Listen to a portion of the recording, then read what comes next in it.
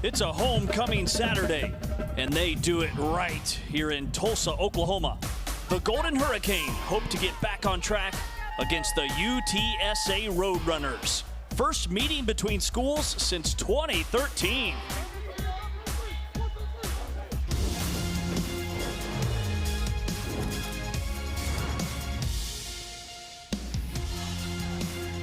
You're watching The American on ESPN+. The Tulsa Golden Hurricane welcome the UTSA Roadrunners. And welcome inside H.A. Chapman Stadium with my guy, Lige Douzable. I'm James Westling. When we look at these two teams, they appear to be better than their record shows on paper. Also, there's just a buzz around campus today. When you look at UTSA, the coaches preach taking that home energy on the road because they've really struggled playing on the road. And for Tulsa, it's all about starting fast. Games where they've had success, they've started fast this year.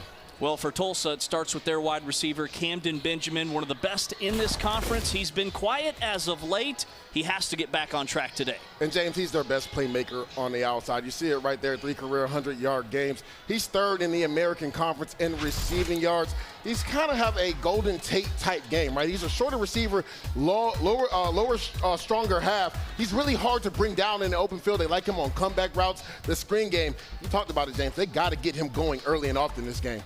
And for UTSA, they lean on their defense. Look at all these categories that they rank top 20 nationally in.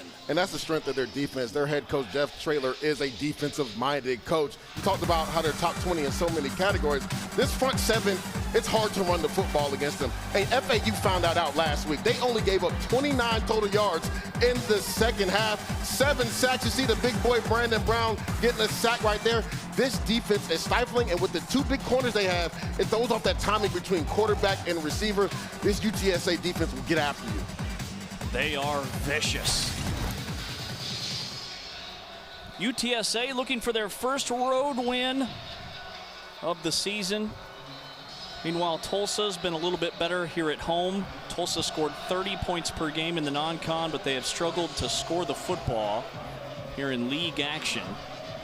UTSA won the toss. They've deferred to the second half, and so kicking off to Tulsa, we'll see the Golden Hurricane first here this afternoon on a homecoming Saturday. Tulsa's quarterbacked by Kirk Francis. He did not start a week ago at Temple. They didn't know that he would be able to go until about an hour before kickoff, so he didn't start the game, but he got most of the reps. Yeah, James, when you look at him, he's probably their best passer of the football. The kid has a lot of moxie, and he has really good pocket savvy, right? He knows how to fill out the rush, escape ability, mobility to throw the ball down the field. On first down, slipping it out to Bill Jackson, the starting tailback, and he gets smothered, a loss of a yard. It's 2nd down and 11. Let's take a look at our Regions Bank players to watch when Tulsa has the ball, Lige. Yeah, James, in the intro, we talked about Camden Benjamin. He is their best receiver on the outside. They have to get him going. And Zay Frazier for UTSA, long corner at 6'3". No corner is playing with more confidence in the American Conference than him right now. And Francis is buried. UTSA had 7 sacks a week ago. They've got their first here today, Christian Clayton. And they decide to bring the slot corner blitz. You see number 7 right there, Danye Taylor comes off the right side. So forces Kirk Francis up the middle. Nice job by Christian Clayton coming off that block and getting that sack. 3rd and 16 right away for Tulsa. Francis. Jackson. They hit him and drive him into the ground at the 21, way short of the first down marker, just a couple. And it's a 3-and-out forced by the UTSA defense on our first possession. And James, head coach Kevin Wilson talked about this Tulsa offense starting a lot faster. He felt with the physicality that UTSA has in their front seven, talking about the D-line and linebacker, it was going to be hard to just line up and run the football. They talked about taking some shots down the field. The one thing they preached, him and offensive coordinator Steve Spurrier Jr., was not to be in 3rd and long. That's what plagued them last week versus Temple. UTSA is first in the conference in regards to only allowing offenses to convert 30.9% of the time on 3rd down. That's a big reason why, because they keep teams on 3rd and long.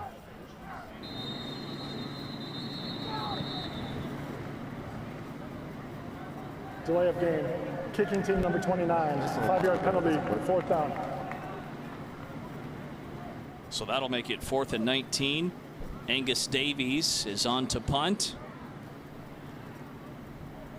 He's put 13 this season inside the 20-yard line, preseason 4th team all-league. His heels are on his own 1-yard line.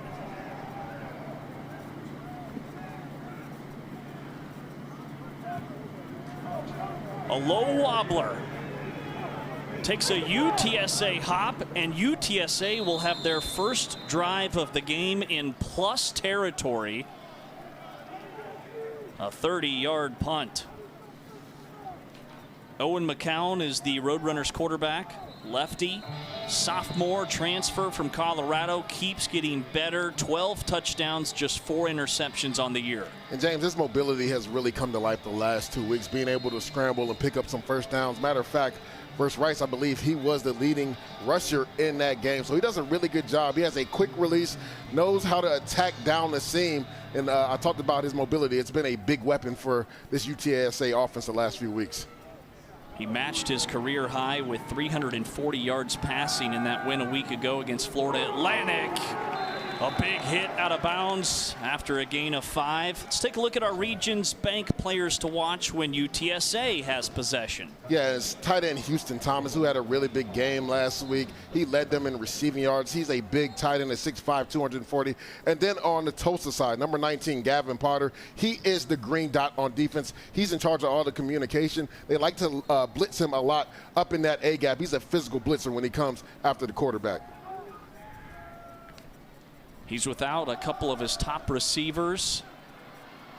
Handoff to Robert Henry Jr. Picks up the first down to move the chains, a gain of 5. Yeah, again, Gavin Potter is their leader on defense, transferred in from Arkansas State after being at Kansas for a few years before that. Coaching staff talked about his leadership coming in to this team, right? He's the guy that communicates to make sure everybody is lined up in the right spot. Again, he's their best playmaker on defense. Quick out and a completion and a chunk of 7. And UTSA already to the 30-yard line, brings up 2nd down and 3. That's complete to Willie McCoy. UTSA wasn't sure if they'd have him available today. He's expecting a child, but he is here and he has his first catch of the afternoon. One thing you notice that Tulsa is doing, anytime UTSA substitute, they're going to take their time with substitutions. UTSA has an up-tempo offense, right, to try to get people off balance. So anytime they substitute, Tulsa's going to take their time to make sure everybody's lined up and they get a substitute in on their side. Gain of a couple for Robert Henry, who has double-digit carries in 3 straight games. Got the ball 16 times last Saturday against FAU, most carries by any UTSA running back this season. And the run game for the Roadrunners has been hurt by all those injuries up front on the offensive line. Yeah, they really struggled, but what I loved last week is that they put it on the offensive line. And running back number 28, Brandon High, he was able to close out the game. And that's what you love to see, right? Your team being able to put a game away running the football when they've struggled running the ball. They were able to do that last week versus FAU. Tulsa called a timeout. Before the snap, first charge timeout of the half. Tulsa, full timeout on the field. It's 3rd and 3 for UTSA when we come back.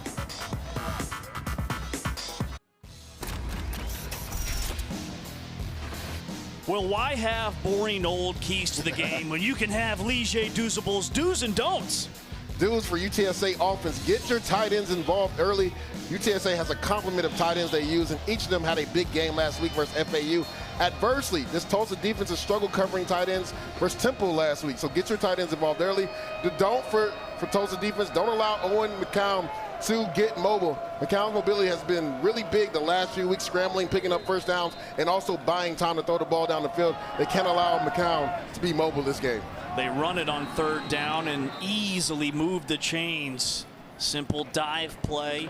Henry's 3rd rush of the game. It moves the sticks. It's 1st down UTSA. And that play kind of lets you know that they were thinking about going for it on 4th down. If they didn't get it, nice job by the offensive line on that simple zone play. Nice job right there by number 6, Robert Henry, getting downhill. Henry with a jump cut, and he weaves his way for another 1st down His longest rush of this drive, that goes for 16 yards. It's a nice job. Patience right there. The left guard pulls. You see him cut back across the formation, and then that contact balance right there versus Dane Hodge, the safety in the alley. This is turning into the Robert Henry Jr. drive. It's his 6th attempt. And this is a UTSA offense that's only averaging about 140 on the ground a game. They talked about that this week, right? We talked to offensive coordinator Justin Burke. He said we have to be more consistent running the football. Talked about how they were able to do that in the second half versus FAU to close out that game. You gotta love how the offensive line is taking it upon themselves to move guys, and Robert Henry Jr. has run really effectively. Too tall, incomplete. It's 3rd down and 6 from the 9-yard line. All right, now they tried to go to their big receiver on the outside, number 6, Jamel Hardy on a fade route. Luke McCown just a little inaccurate and puts the ball over his head. Be interesting to see what Tulsa's defensive coordinator Chris Bolitzy does right here. He hasn't really brought much pressure. He's a guy that usually brings 5 to the party. See if they bring some pressure here. They do. Tight end screen. Cardenas to the end zone, hopping in for a UTSA touchdown.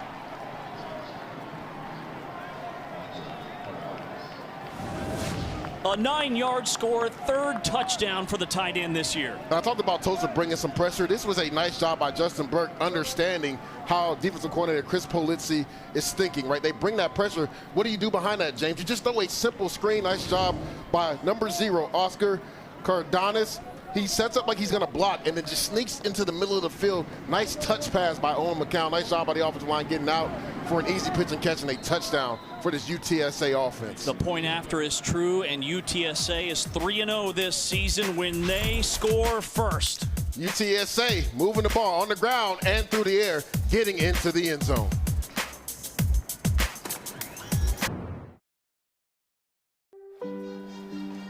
Well, this news has really shaken the college sports world. USF basketball coach Amir Abdur-Rahim passed away on Thursday due to complications following a medical procedure. We join the American and all of the member schools in sharing our thoughts and sympathy with his loved ones and the entire South Florida community. A really terrible situation for this conference, such a young up-and-coming coach at USF. The Bulls flag is flying proud here at H.A. Chapman Stadium, where UTSA has a touchdown lead early on. A 9-play, 48-yard drive that took 3.5 minutes for the Roadrunners to get on the board. They're 3-0 this season when they score first. And they crush the ensuing kick out of the back of the end zone. It's a touchback, and we'll see Tulsa's offense for the 2nd time. And this is the touchdown. Nice job by Oscar Cardenas. You see how he sells that he's blocking? He allows number 0, Miles Jackson, to get up the field. Nice job by the offensive line getting out in space. He makes one defender miss and gets into the end zone. Again, nice job by offensive coordinator Justin Burke, understanding what Tulsa wants to do as far as bringing pressure, throwing that screen behind the pressure. Tulsa has trailed by 14 or more at halftime of its last 3 games. Coach Kevin Wilson told us we have to get off to a better start right away, and they find themselves in a touchdown hole, and UTSA has all the momentum flying around, batting that one down at the line of scrimmage. Lige, your do's and don'ts when Tulsa has the ball. First one for Tulsa is stay out of 3rd and long. They already had that on that first drive. They struggled on 3rd down last week because they were constantly in 3rd and long. UTSA is first in the American, holding teams to under 31% conversion rate on 3rd down. It's because they hold teams to 3rd and long. And the don't for the UTSA defense. Don't allow Tulsa the running game to get going. Tulsa has a physical run game led by running back Anthony Watkins. The UTSA defense has to limit that run game and make Tulsa one-dimensional. That play was a loss of 2, and negative plays have been a problem for the Golden Hurricane all season long.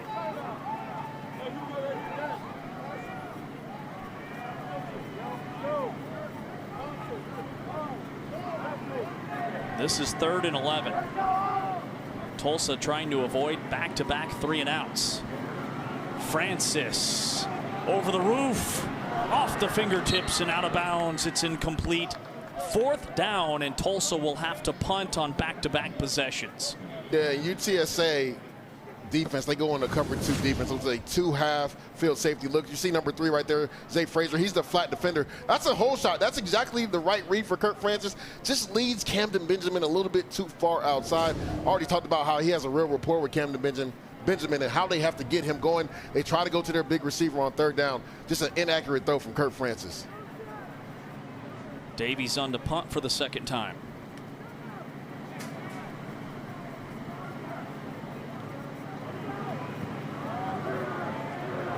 This one's deeper. Carpenter clears out, and it bounces out of bounds at the 26. UTSA, coached by the always entertaining Jeff Traylor. In his 5th year, 42-18, the winningest coach in UTSA history. Won a couple of conference championships in 21 and 22 when they were in the Conference USA. And UTSA, they're not strangers to 1-score games in the 4th quarter, and they're 23-11 under Coach Traylor in those 1-score contests. Yeah, they talked about how that game versus Rice and game versus ECU, how those were 1-score games. Essentially, the ECU game ended up being a 10-point game, but how they didn't close out those games where they're accustomed to doing that. So it was a weird situation for this team because they were in situations that they're accustomed to being in, but they just didn't finish the game. Kevorian Barnes gets his first handoff. A gain of 5. How about UTSA trying to establish the ground game? I mean, the message this week from the coaches was it's all about physical toughness. They really preached that this week to this team. They wanted to establish this run game today. On the end around, Carpenter has a 1st down, real estate to the 46-yard line. 14 more for the Roadrunners and another 1st down. And this is what happens when you're able to run the ball effectively. See all these linebackers getting downhill. You see Chris Thompson. Then you bring the end around on the reverse right there with number 5, Chris Carpenter. Cause and effect. You're able to run the ball to linebackers. They read that run action. Then you hit them on the edge with a reverse. Carpenter breaks a tackle. A gain of 11. It's another 1st down for UTSA on back-to-back plays, and Owen McCown has started 4 for 5 passing. And what I love about what Chris Carpenter did, you see a lot of receivers, they get lazy. He comes and fights back to the ball, because if he doesn't, that's probably going to be a PBU by number 4, Tyree Carlisle, but nice job by Carpenter working back to the ball for his quarterback. McCown throws an incompletion after spinning away from trouble at 2nd down and 10. Miles Jackson was giving chase on the pressure. And James, I know this is early, but this is a big drive for this Tulsa defense. Their offense has really struggled to get things going the last few weeks. Last thing you want to look up and see in the 1st quarter, you're down 14-0. A hop step and right into the teeth of that Tulsa defensive line. And that's an underrated group up front. Chris Thompson hit him first. R.J. Jackson combines on the tackle. That's a nice job by Chris Thompson, being patient, letting all the trash clear in front of him. You saw him sidestep, then get downhill to hold that to a negative gain. Tulsa's defense is top 5 in the American with 49 TFLs, tackles for loss on the season. 3rd and 10, empty set for McCown. They twist up front. Fires off the fingertips of his intended target. 4th down and 10 for UTSA. Now the Roadrunners, they're in a tough spot at the 42-yard line. They're in plus territory. Yeah, but it looks like they will punt the ball. I think that's the right decision when your defense has played as well as it has. That was a nice job by number 89, Patrick Overmeyer. He just spots up in zone, but an inaccurate throw from Luke McCown, which it's hard to overthrow Patrick Overmeyer because he's 6'5", 235 pounds, but he just put a little bit too much in it. Looked like he didn't really step into that throw. The ball sails, and that's a big stop for this Golden Hurricane defense. Camden Benjamin is back deep. High floating kick, hits at the 4 and into the end zone for the touchback. 42-yard punt. Tulsa's one of the youngest teams in college football. They are playing a ton of freshmen. 23, not redshirt, but true freshmen have played this season, and 5 have even started games. And James, we talked to head coach Kevin Wilson about that, and it's all about the development for the future, right? They had so many of these young up-and-coming players. They were like, well, look, why not play some of these young guys? Like, let them develop out there. So you see the graphic right there, 23 true freshmen. I believe that number is around 30, 33 if you talk about redshirt freshmen. So this is a young team that has a lot of true freshmen playing for them. Here's one of them getting the handoff. Ellison, he gets smothered at the point of attack. Second down and 10. There's Kevin Wilson. Spent 6 years at Ohio State as the offensive coordinator. He's in his second year, 6-13 here at Tulsa. Also guided Indiana to 2 bowl games as a head coach in the early 2000s. Flags come in as Tulsa, they told us they want to be aggressive. They pick up a couple of penalties. Pass interference, defense number 21, 15-yard penalty and an automatic first down. Denver Harris, the guilty party, the transfer from LSU. Yeah, and he's 6 foot, 190. Right there, just gets a little handsy with Camden Benjamin. We talked about how the coaching staff, and you alluded to it, James, want to take a few more shots down the field. When you look at this UTSA defense, they're hard to run the ball against, but they've given up some explosives down the field. Right there, you see number 21, Denver Harris, just a little bit too handsy. The interesting thing is, James, he was in a good position, right? He just kind of panicked because he was in trail position. Ends up grabbing Camden Benjamin, who they want to get the ball to, and he gets a defensive pass interference. So, if I'm not mistaken, James, I believe that's Tulsa's first down this game. It is. Remember, UTSA, they had double-digit penalties at halftime against Rice 2 weeks ago, but really cleaned it up against FAU last Saturday en route to a 2-touchdown win. Francis just a yard after he slides. It's second down and 10. And Jeff Traylor talked about that, right? That's kind of plagued them. It hurt them the ECU game. It hurt them the Rice game. He loved how his team went out there and responded, right? Didn't have that many pre-snap penalties. Didn't have those crushing penalties on third down, because that's what's hurt this defense as well. They were able to play sound football and come away with the win. He just wants that to continue this week. That's a drop by Crayson Tempest. Went right through his hands. And might have been a good thing that he did drop it, because Danye Taylor, number 7, was right there in zone coverage. That was probably going to be a blow-up play. And he almost came away with the pick off the tip. So you just got to be careful. I think Kurt Francis, number 11, did a good job trying to throw that to his back shoulder so he doesn't run him into that big hit. It's like pressure off the edge. Third and 10. Francis floats it out of bounds. It's incomplete. It's fourth down. 22. Yep. Oh. Tulsa will punt for the third time, and the Golden Hurricane are in the minus. After 3 drives, they have -6 yards. And that's a nice job by number 9, their slot corner, Owen Pee-wee. He comes off the edge and beats the offensive tackle. I love that how he used that dip-rip move to get up under the offensive tackle, forces Kurt Francis out of the pocket. He was trying to find number 87, Luke McGarry, who was in one-on-one coverage, but just leads him a little bit too far outside. This UTSA defense has been as good as advertised so far to start this game. Would you call that a dip rip? Yep, dip rip. So what you do, right, you rip that offensive lineman's arm down, you dip up under it and skin the edge to get to the quarterback. I like that. Let's see if he can dodge a wrench. All right, 7-0. UTSA leads it by a touchdown.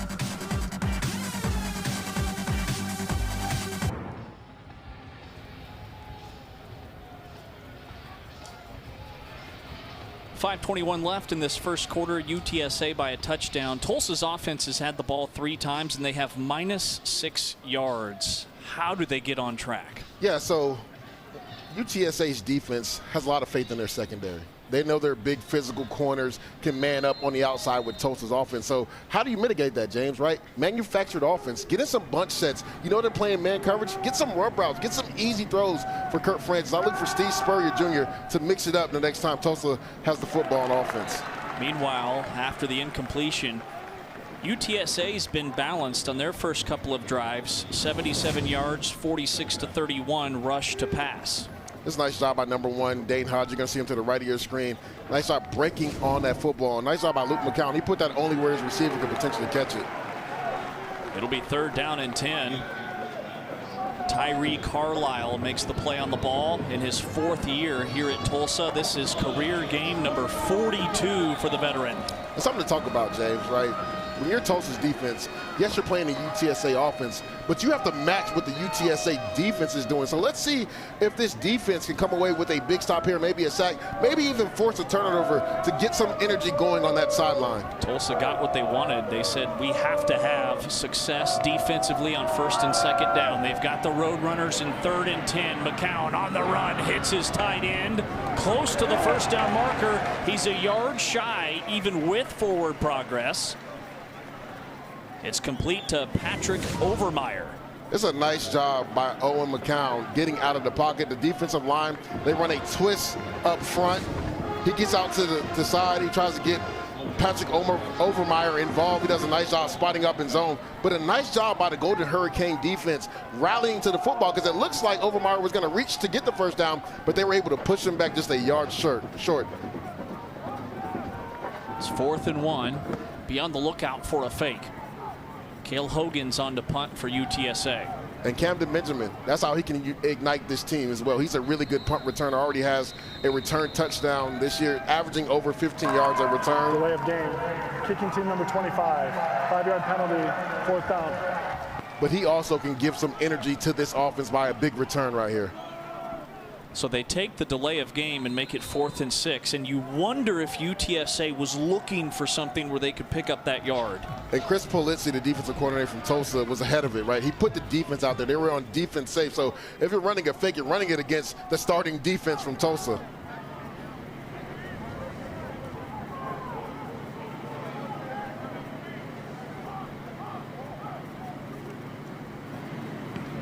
Tulsa trying to set up a return after a high spinner for Benjamin, who gets clotheslined but out of it, and then he's wrapped up back at the 15.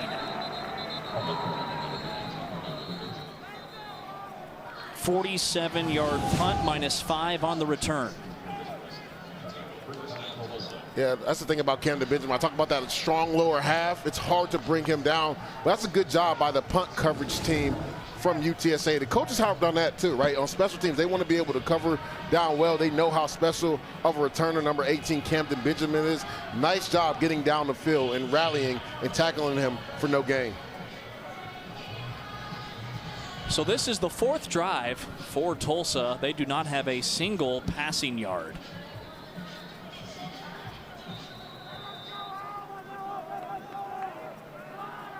Kirk Francis, who's 4-4 as the starter.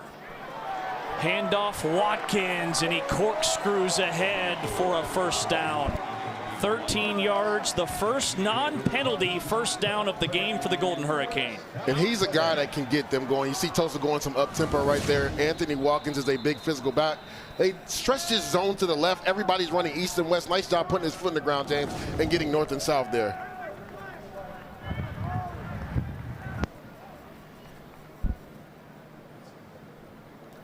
Timeout on the field. It's 1st and 10 for the Golden Hurricane. Under 4 to play in this 1st quarter. UTSA leads it by a touchdown, but they have been getting it done with their defense. I mean, they've been bringing pressure off the edge. They tackle well in space.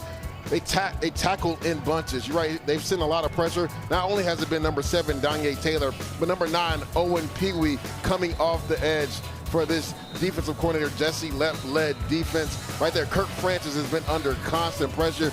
They're forcing him to make quick decisions while staying in man coverage in the back end because they trust their secondary. And this is a carryover from what they did a week ago. They had 7 sacks against FAU, and they held them to just 29 yards in the 2nd half. I felt like the turning point in that game, they were actually about to go down by 14 in that game, and Osiris Simon, number 17, makes a big play in the red zone to force a fumble. They go down and score, get the ball coming out at half, score and go up by 7, and that defense never looked back. They've, like you said, James, picked up right where they left off in that 2nd half versus FAU. Martavius French with the tackle for UTSA after they throw a blanket on Watkins. Watkins with the catch, but only a yard.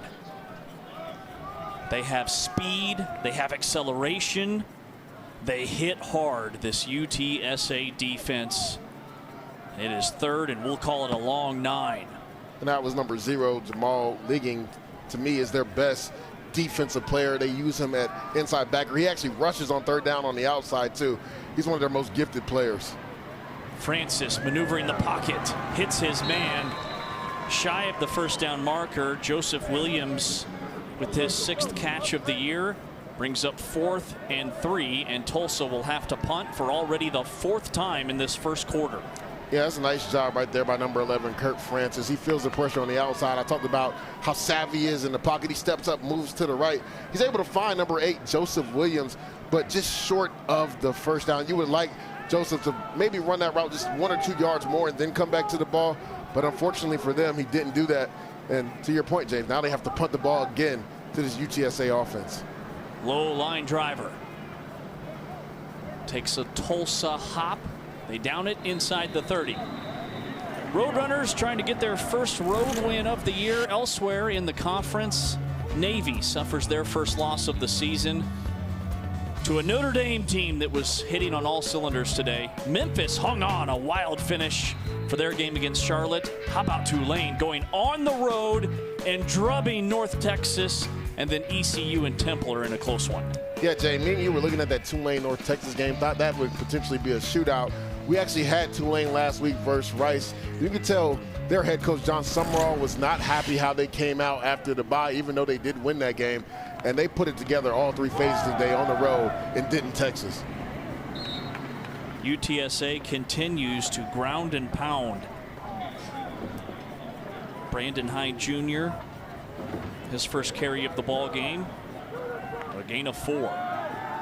On 2nd down, McCown taking a shot, has his man off to the races. Touchdown Roadrunners. 68-yard bomb from McCown to Chris Carpenter, and that is Carpenter's first touchdown of the year. And we have a double move right here. You're going to see an out and up by number 5. See the stutter go. Tyreek Carlisle, number 4. He breaks on it. Nice, accurate throw right there by Owen McCown to hit Chris Carpenter in stride for a touchdown. But they saw something on tape where Tyreek Carlisle was a little bit aggressive coming downhill on some of them comeback routes. So how do you counter that? Double move, stutter go. Nice job by this UTSA offense. Point after is true.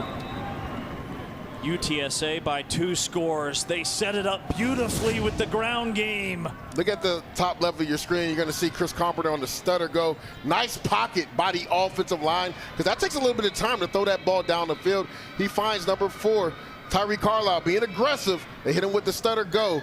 Nice explosive touchdown by the Roadrunner offense. 2 plays, 72 yards. 24-second scoring drive for UTSA.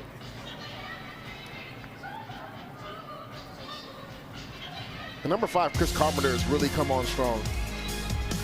Hey, spend less and stream more sports with a special offer from ESPN Plus. Save $20 and get an annual subscription for the price of 9 months. This is a limited time offer to stream all your favorite teams at ESPN Plus. Yeah, we were talking about Chris Carpenter, number 5. He's really come on since number 3, Devin McEwen, has been banged up. They love his speed on the outside. Had a really big game versus FAU, and you see them getting him involved early in this game. Had an end around earlier, James, for a nice game. And right there, the double move for a touchdown. 2 scores for the Roadrunners. They lead it by 14. None of Tulsa's 4 possessions have lasted longer than 2 minutes.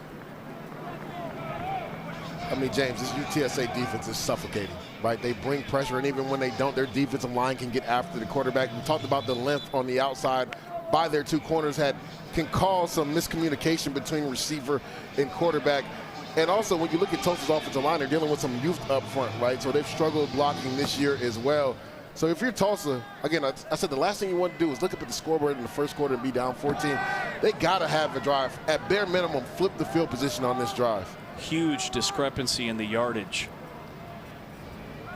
Francis on the slant. It's knocked down. Wanted Benjamin. Tulsa's down by 14. They haven't scored 14 points as an offense in 3 weeks since the North Texas game. Yeah, and this was a nice job on the play action pass, but Jamal Ligging, number 0, does a nice job. Actually, it's number 11, Braven Randall, comes in from his linebacker position, gets in that passing lane, and knocks that ball down because Camden Benjamin was open. Francis, a dart. A strike to Williams, who's still going. Keeping his balance inside the 35-yard line. 42-yard gain. And that's another way you can have some success on offense, right? The RPO game. If you're going to go man coverage on the outside, those slants are going to be open. That's a nice job by number 8, Joseph Williams, presence of mind, right, to know that he isn't on the ground to continue to run after the catch. They'll go under the hood to take a look at this. You know, in real time, I don't think he was ever down. Yeah, it looks like he rolled over on number 30, Davin Martin's body. It doesn't look like that knee actually ever hit. It'll be interesting as we look at this a few more times to see if that knee actually came down, James.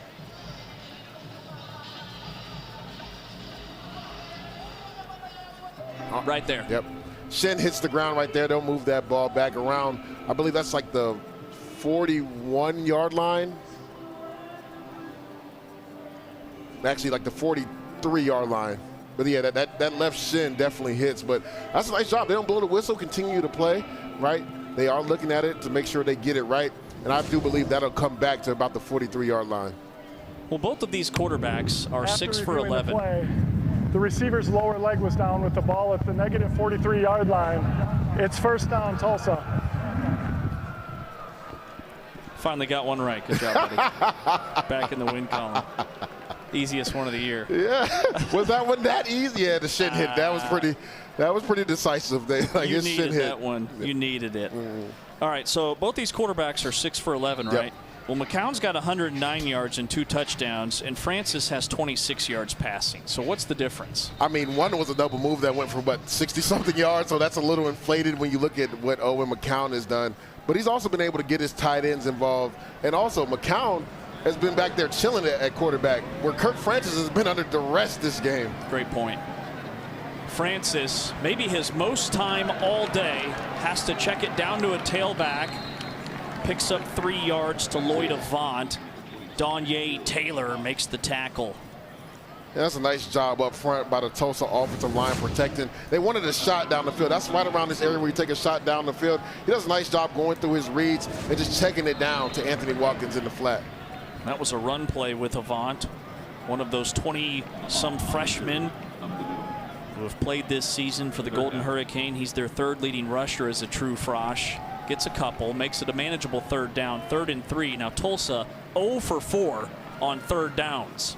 And right now, UTSA is matching, bringing in bigger bodies. Do not be surprised if Tulsa runs the ball here, thinking that they'll probably go for it on 4th down if they don't get it.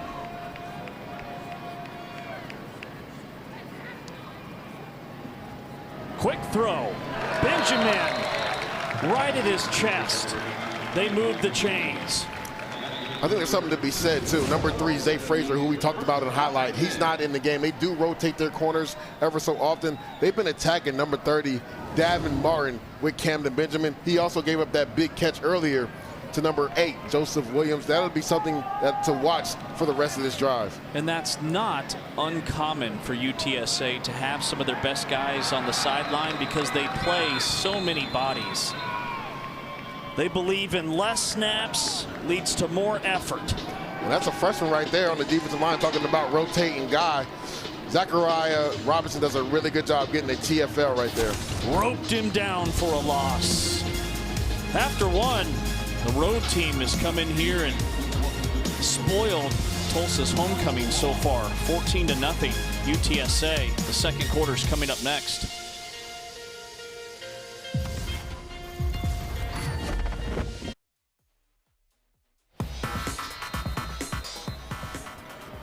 Start of the second quarter alongside former NFL defensive lineman Lige Douzable. I'm James Westling. 3rd down, make it 2nd down and long for the Tulsa offense. And Kirk Francis goes down. First quarter recap.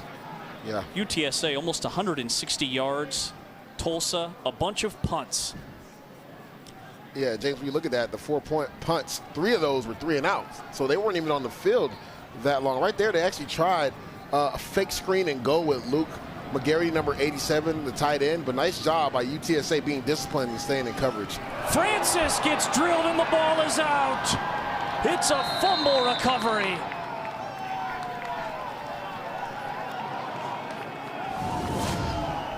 Number 44, Ronald Triplin, he does a nice job beating the guard with the hands, getting on the edge, and then attacking the football. As a defensive lineman, I love that. He's a guy that can play outside and inside. James, right there, you saw him in a two-point stance. They just want to use his athletic ability. He beats Ender Aguilar right there for a big sack and fumble. Nice job by Jamal Ligon, number 0. Almost scooping the score, but picking that ball up to get the turnover. Well, the streak lives on for UTSA. Now 18 straight games with a takeaway and a sack. And they're hammering on that 210 triangle of toughness. It travels with them everywhere they go. 210, the San Antonio area code. In a big hole. High, trying to get to the edge. A gain of 8 yards. Jamal Ligon picked up the fumble. There's that triangle of toughness. Yeah, and the principles of that are run the football, be physical on defense, and be sound on special teams. And so far, in the quarter and a little bit in the second quarter, they've done exactly that. McCown to the end zone. It's another touchdown. 23-yard strike to Dishman.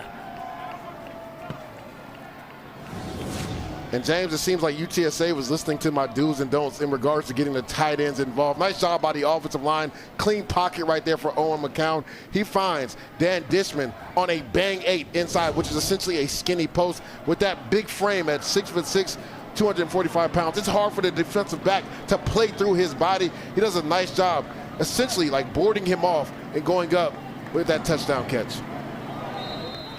They hook the point after. It's no good. But that's the second scoring drive in a row for UTSA that was just 2 plays in the first career touchdown grab for Dishman. Nice job by Owen McCown finding his tight end in the end zone.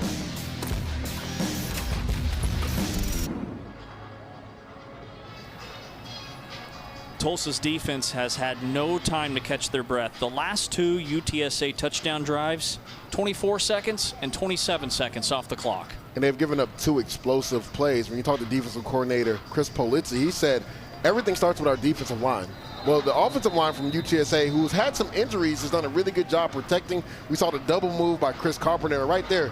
Dan Dishman on that bang 8. It takes a little while for that route to develop. Nice job by the offensive line protecting, and nice accurate throws from Owen McCown. After the touchback, Tulsa out to the 25. Let's go back to the touchdown. Yeah, good job protecting. They just rushed for there in zone coverage again. Dan Dishman with that big frame. He's able to wall off the corner so he can't make a play on it. He's 6'6", 245 pounds. Right there, Nunu Campbell tries to play through him there in cover 3. He's not able to play through Dan Dishman.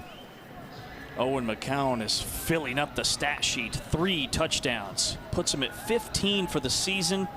Just 4 interceptions. This is coming off a game in which he matched his career high with 340 yards. Now he's got a new career high for touchdown passes and a half. And what I really like is that note or fact that we put at the bottom. 6 completions to 6 different receivers. Last week, James, he completed a pass to 12 different receivers, so spreading the football around. A gain of 3 for Jackson, and a new quarterback has entered the game for Tulsa, Cooper Laga, who started against Temple a week ago. He's more of a runner than he is a passer. Transferred from Utah State.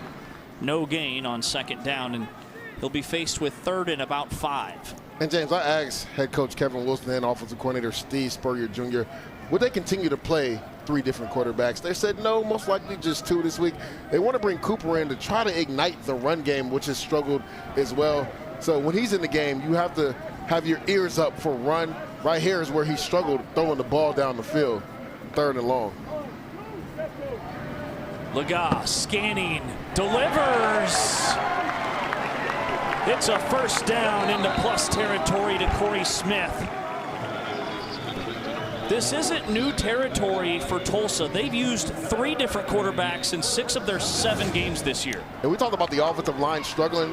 They did a really good job there. They also had Luke McGarry in there. He chips the defensive end to buy more time. Nice job by number 12, true freshman Corey Smith, just finding that void in zone coverage. Nice accurate throw by Cooper Lega.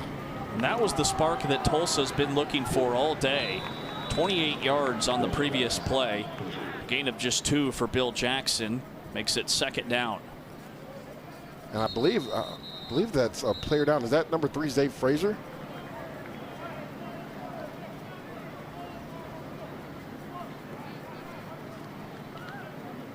I believe it's French, the linebacker, Martavius French, who's 3rd in the American Conference with 8 tackles for loss.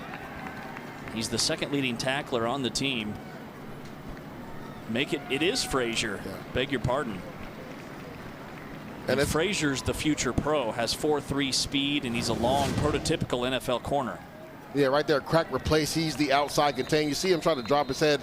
Hope that he's okay. It's a good thing he was able to run to the sideline, but that would be a major blow if he isn't able to come back in the game. First and foremost, glad he was able to run off on his own accord. But you talked about it, James. He has the prototypical corner size, right? And they're accustomed to that, having Tyreek Woolen here before. He's a guy that can run just like Woolen as well. So, again, that would be a big blow to this defense if he isn't able to go.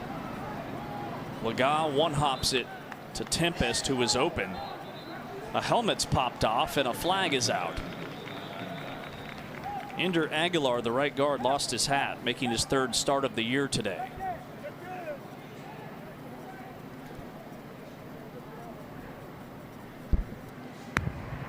After the play was over, personal foul, defense, number 8, 15-yard penalty, automatic 1st down. Due to the foul, number 50 of Tulsa may remain in the game. Penalty was called on Jamori Robinson, the linebacker. And a crazy thing, when I asked the keys to success for defensive coordinator Jesse Lepp and his UTSA defense, he said stop the run, no big plays. And you know what number 3 was? No dumb penalties. Right here, if you're Jamari Robinson, you're a veteran on this team. You have to be smarter than this. You've suffocated this Tulsa offense. The only way they can get going is by penalties like that. So defensive coordinator Jess Lepp really honed in on that. He said, let's not have any dumb penalties. Lega completes it for a touchdown. The running back, Bill Jackson.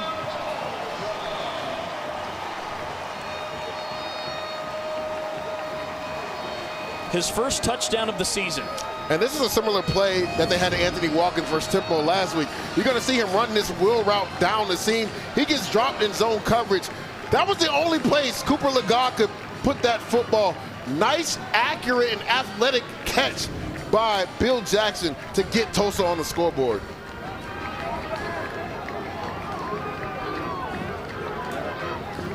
Point after. Slips through there. 6 plays, 75 yards, 1:56. That may have been Tulsa's most impressive drive in about a month.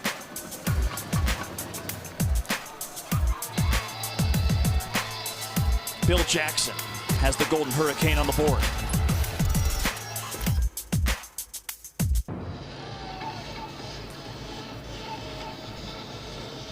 (20-7) our new score with Lige Douzable. I'm James Westling. A 31-yard Tulsa touchdown. Cooper Lega hits his tailback, Bill Jackson. And penalties, they can be drive killers, but they can also really aid a drive. There was a huge UTSA penalty, their 3rd of the game, that helped the Golden Hurricane. Yeah, number 8, Jamari Robinson knocks off number 50, Ender Aguilar's helmet. Gets a personal foul, 15 yards. You talked about it, James. That can ignite an offense and get them in a rhythm. On the very next play, they find Bill Jackson down the seam for a touchdown. So defensive coordinator Jess Lepp from UTSA, that was his number 3 key factor to have success today. No dumb penalties. You can't do that, especially if you're a veteran like Jamari Robinson. And Tulsa didn't have any points in the first half of their last 2 games. Against Army and a week ago against Temple. Here's their first 5 drives, 7 yards. That last drive, 75, and the touchdown, and with a new quarterback. That's the thing. They started to get in a rhythm running the football. Cooper Lega, big conversions on 3rd down. He found Corey Smith in the middle of the field in zone coverage, and then that big throw to Bill Jackson to get into the end zone. So it'll be interesting to see how the development goes in regards to who do they bring out on this next drive for Tulsa on offense. False start. Offense number 57. 5-yard penalty. First down. Ben Rios, the left guard. Yeah, he made his first start last week versus FAU. This is his second start. Looks like right now, number 3, Zay Frazier is actually heading into the locker room, so that'll be something to look at for the rest of this game. But we talked about it. Drive killers can be penalties right there behind the 8 ball with a offside on first down. Henry slicing ahead for a gain of 5. Makes it 2nd down and 10. UTSA, Coach Traylor told us they have lost their left guard, their right tackle, and their center all for the year. On the screen, Henry gets cut down in open space. Just a couple. There's Frazier heading to the locker room, the NFL corner. One of the best defensive players in this conference. Right there, Gavin Potter makes a big play. They started to bring some pressure. They get the offensive line out. He makes an offensive lineman miss in open space, because if he doesn't make that tackle, James, that's going to be an explosive play. Good job by their leader, number 19, Gavin Potter, to hold that screenplay to a short gain.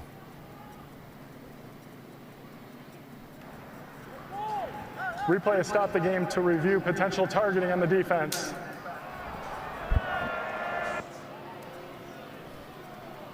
Well, let's take a look at this. Was this on the tackle?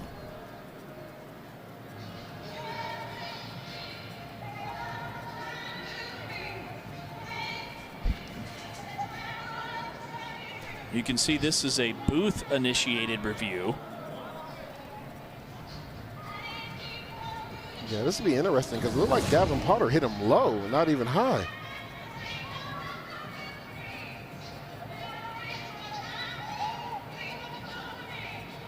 There's Potter with the tackle. I guess coming in late was Chris Thompson.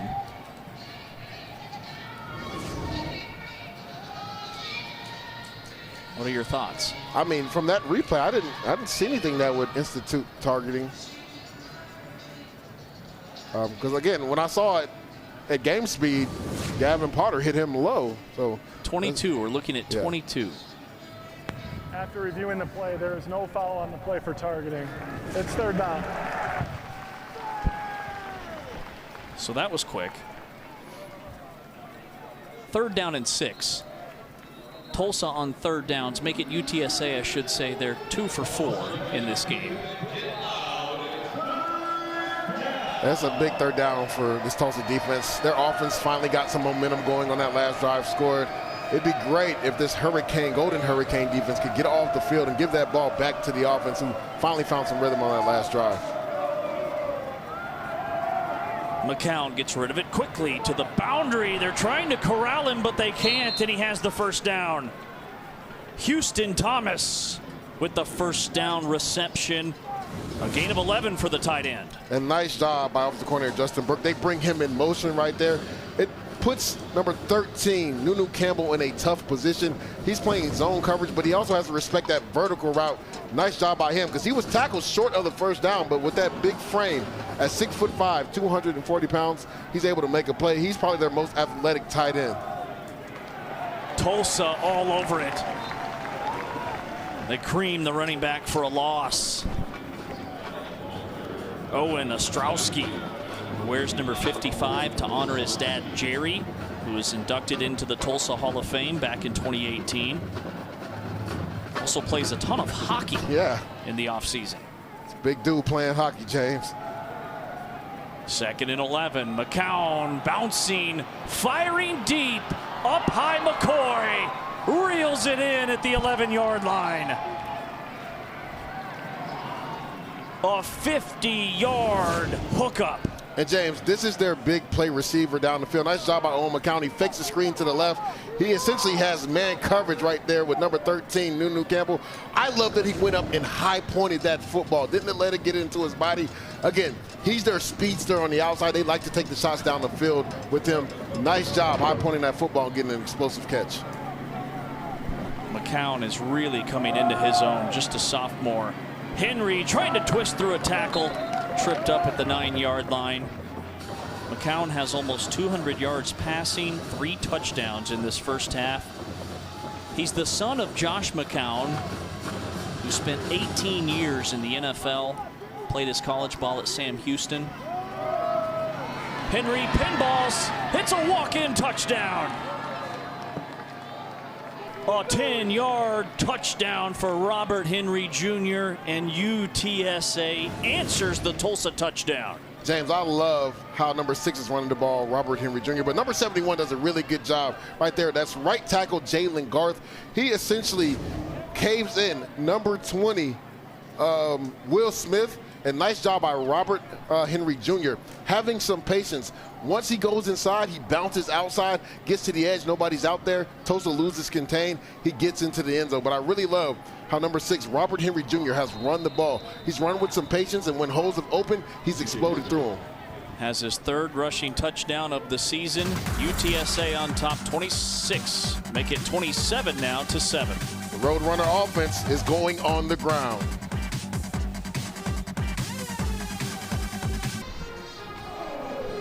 It's a chicken race here in Tulsa. Look at the vision. Look at the cutback ability. And then they decelerate. Hey, James, who would win in that between me and you? I think me. Oh, really? DJ. I think you try to get out the gate and you trip over your own feet. Oh, you got to have some stealthness and some athletic ability when you're running with a chicken suit on. Call me Owen McCown because I'm an underrated runner. I like that. I like what you did there. Let's go. Me and you, foot race, parking lot, post game. 27-7, UTSA boots it into the end zone for the touchback. College football playoff, we're just a couple of weeks away from the first rankings. Here's what the new 12-team playoff looks like.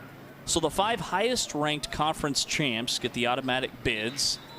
And then the 4 highest ranked of those champions get first round buys. The 7 at-large teams are determined by the highest ranked teams. That's why that poll will be so important. And then you've got the seeds 5 through 8 that'll actually be hosting first round games.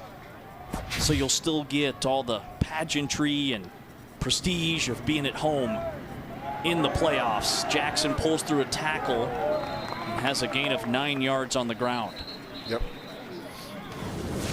It's a nice job by number 77, Brody Duffel. He pulls around, seals that edge. Nice physical run by Bill Jackson. And if you're Tulsa, this is what you want, right? You want to stay ahead of the chains. You don't want to be on 2nd and 3rd and long. We wondered, would Kurt Francis come back out or Cooper Lega? They're going with a hot hand right now, Cooper Lega at quarterback. Second drive of the game for Lega. That one's too high. It was a forward pass, and it's ruled incomplete. It's 3rd down and 2. But you were talking earlier about all the pressure that UTSA is getting up front. Yep. It's because they're bigger. The defensive line outgains the Tulsa offensive line by almost 10 pounds. I mean, this is a big physical front. We look at number 2 right there in the middle, Brandon Brown, 6'2", 320 pounds alone. He had a sack and a half last week. And that's the 2nd or 3rd time that they've batted a pass down at the line of scrimmage. Osiris Simon with the deflection, and it's 4th and 2. It's a nice job bringing some pressure by defensive coordinator Jess Lipp. Right there, he brings corner number 15, Tyen Milton. He does a nice job, like you said, matching the hands of where Cooper Lega was actually wanting to go with the football. He's right in the vision of where he wanted to go with that route. Nice job knocking the ball down and helping his defense get off the field on 3rd down. That is a massive human. 6'2", 320, Brandon Brown. You cannot move him. Carpenter signals for a fair catch and brings it into his waist at the 23. 44-yard punt.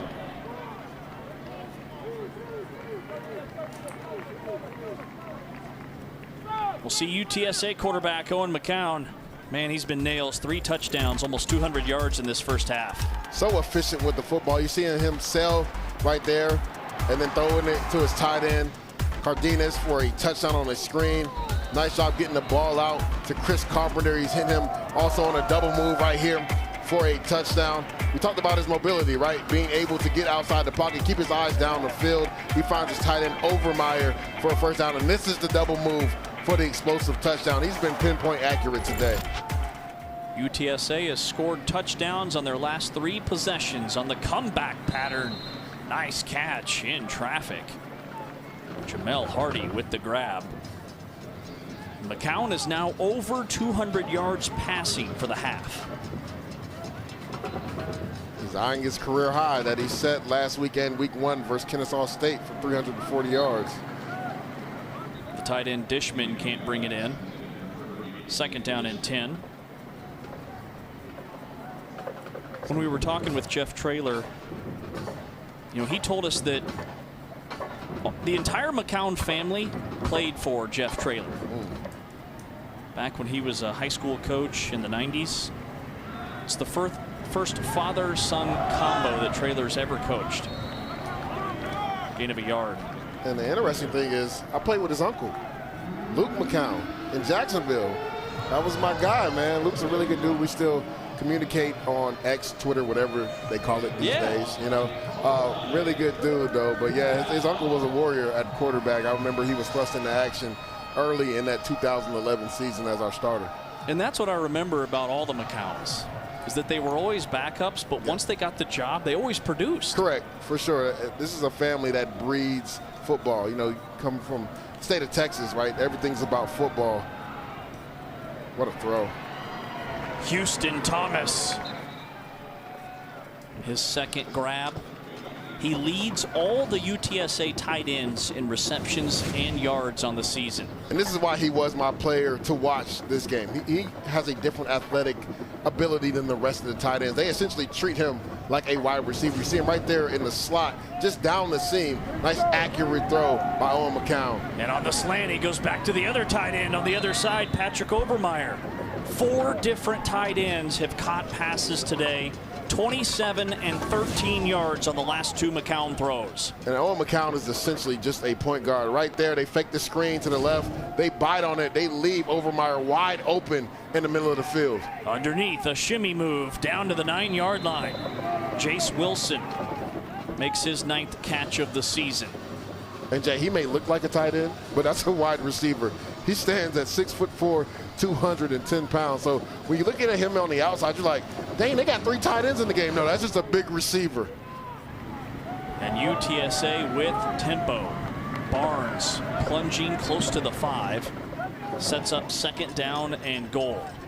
What I really love from Owen McCown so far in this game is he's essentially become a point guard, distributing the ball to multiple receivers and tight ends. You talked about that. That was also on our do's and don'ts, right? Get the tight ends involved early. This Tulsa defense really struggled last week versus Temple's tight ends, and they're struggling today as well. He hit 12 different targets last week. He's already hit 9 in a half of football. 27-7, UTSA looking for more. Barnes to the 4. Dogpiled there, it's 3rd and goal. So when UTSA has the football, Lige, take us through your do's and don'ts that we touched on at the top. Get your tight ends involved early. All 4 tight ends have had big plays this game. Talked about how this Tulsa defense struggled against tight ends last week versus Temple, and they're struggling today. And the don't for the Tulsa defense, don't allow Owen McCown to get mobile. We've already seen him a few times scramble to the outside, find tight ends or receivers down the field. So they have to do a better job corralling him, not let him use his mobility. Barnes to the 1. 4th and goal from the 1-yard line. Surely you don't trot out the kicker for this. No, you got a couple big bats. You can go with Barnes, who's 210 pounds. Wouldn't even be surprised if they brought number 28, Brandon High-End, who ran the ball really hard last week, but it looks like they're going to keep Kavorian Barnes in the game. Don't be surprised if Owen uses his legs. Barnes, he didn't get there. Greeted in the hole immediately. Zach Williams got to him first, the true freshman. Another true freshman making a big play. But right here, I thought Owen McCown was going to keep this ball right here. He had a nice block on the outside by number 89, Patrick Obermeyer, where he could have just slipped into the end zone. Instead, he decides to give it to his running back. Nice job by the Tulsa Golden Hurricane defense up front, but then also a nice job by, you talked about it, number 18, true freshman Zach Williams. He meets Barnes in that hole to stop him from getting across the goal line. And the fourth down woes continue for the Roadrunners, just 7 for 17 on the season on fourth down.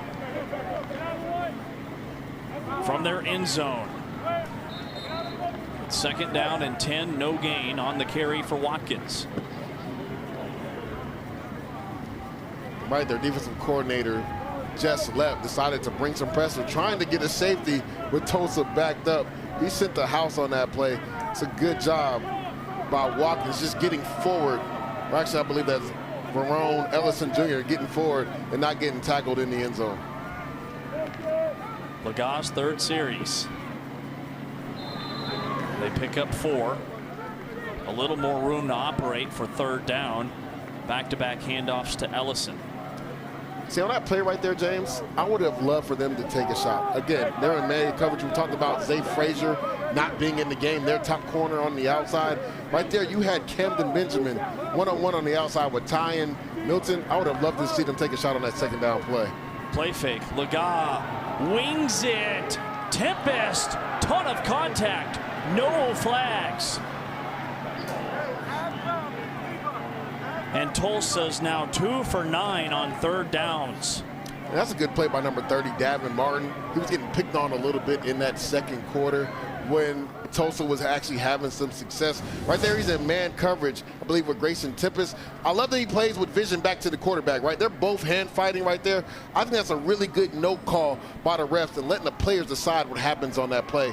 But nice job by number 30, Davin Martin, right? Getting his eyes back to the quarterback to not draw that pass interference. Just a freshman, has a 6'3" frame and a 6'5" wingspan. This drive will start in plus territory for the Roadrunners at the Tulsa 46-yard line after a 40-yard punt by Davies. And that's the thing, James. I talked about how UTSA is comfortable with the corners being in man.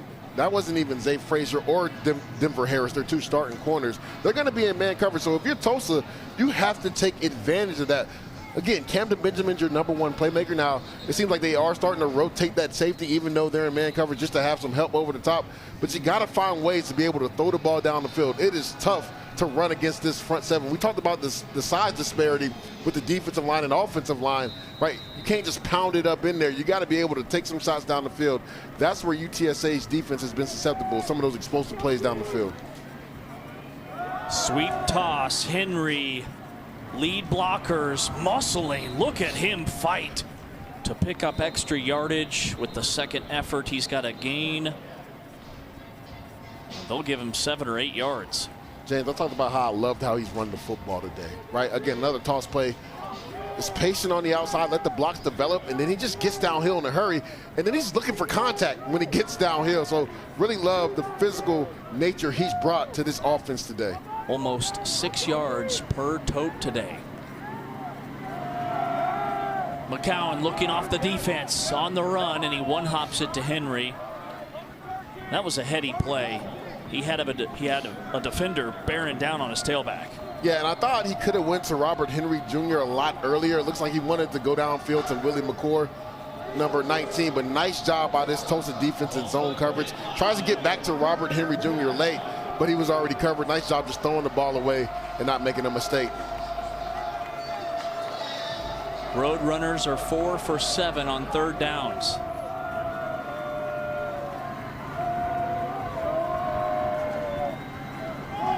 They'll run it. Henry slipping through.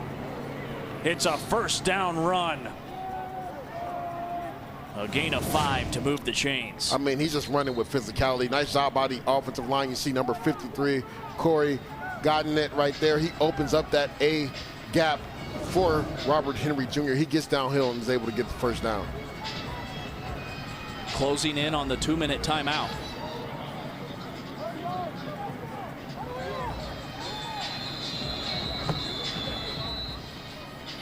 UTSA leads it by 20. This is the 2-minute timeout.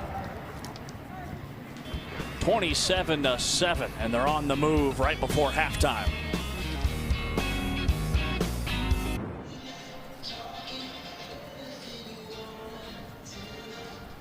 With Ligier Duzable, I'm James Westling. We're at the 2-minute timeout.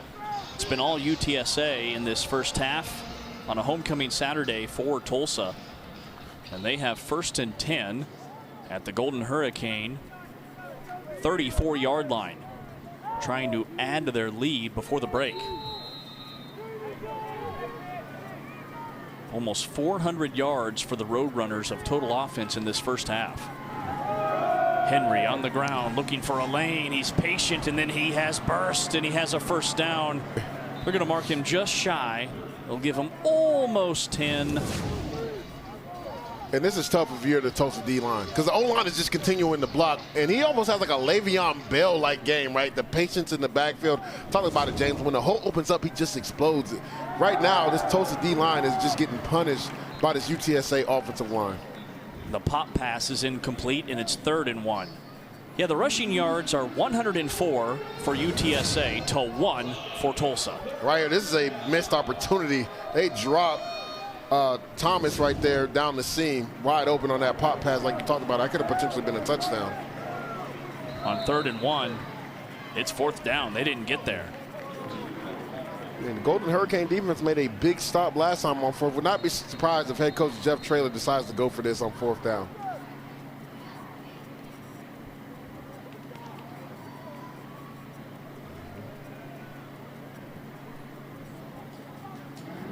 Tyree Carlisle, the cornerback for Tulsa, headed to the locker room, playing in his 42nd career game and start number 21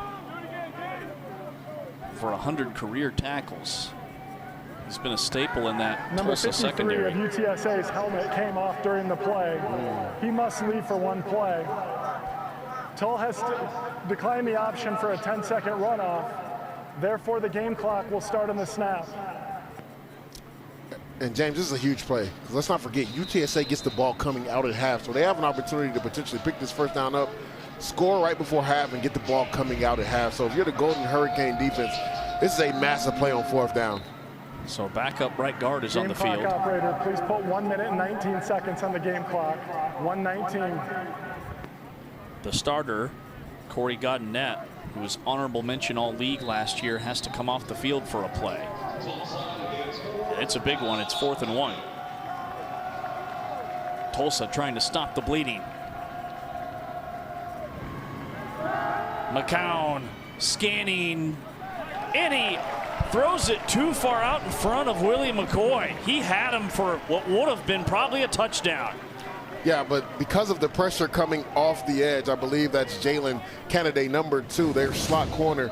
They bring him off the edge. He's able to get in Owen McCown's face, so he isn't able to put an accurate pass out there. You talked about it, James. He had about 5 yards of separation, but nice job being disciplined by number 2, Jalen Kennedy, to get up the field and force that errant throw. What a big stop for this Golden Hurricane defense. Tulsa gets the ball coming out of halftime. Game clock operator, please reset the game clock to 1 minute and 15 seconds. 1:15. Thank you. Coaches always talk about the middle 8, the final 4 of the second and the first 4 of the third. Never more magnified than now if you're Tulsa. It's complete. Williams with the grab, leaping out of bounds, takes it out to the 39-yard line. I believe that's number 6, Jacob Emmers. They're getting a lot of contributions from these freshman receivers. We talked about Corey Smith earlier. Joseph Williams has actually had a couple big plays right there. Jacob Emmers on a deep out route, nice timing-based route with Cooper Lega to get a first down. Just his 3rd catch of the season. Lega pumping, ball's out, picked up. On the run, it's a touchdown. Damian Wimberly, scoop and score, 27 yards. And James, I talked about number 0, Jamal Ligon, right? He's a inside linebacker, but they put him on the edge on passing situations. Right how he beats the right tackle, comes around the corner. Watch how he gets at that football. Nice job, not only using your hands to get around the edge to beat number 77, Brody Duffel, but attack the football and get it off the quarterback. I talked about how he's their best playmaker on defense. You see why right there. Wimberly listed as a fourth-string defensive end. They are so deep up front, they play 9 or 10 guys each and every Saturday. He picked it up, and it's 33-7. UTSA going for it, trying to get to 35. And they have it. The two-point conversion is good to Houston Thomas, and it is all Roadrunners, 35-7. And James, this is exactly why we highlighted their defense in the beginning of the game, right? They are the strength of this defense. Nice job by Owen McCown finding Overmeyer on this sprint out. They just get out leverage on defense.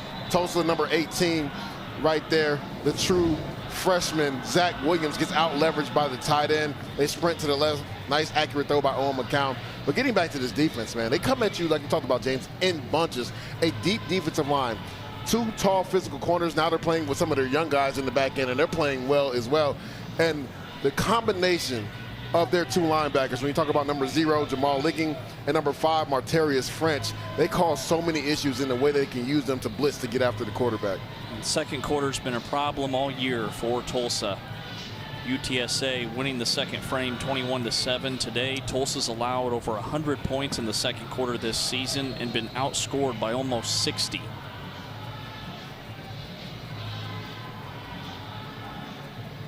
This is the most points allowed by Tulsa in the first half all season long. It's 35-7 UTSA. The ensuing kick was bombed into the end zone for a touchback. One more look at the touchdown.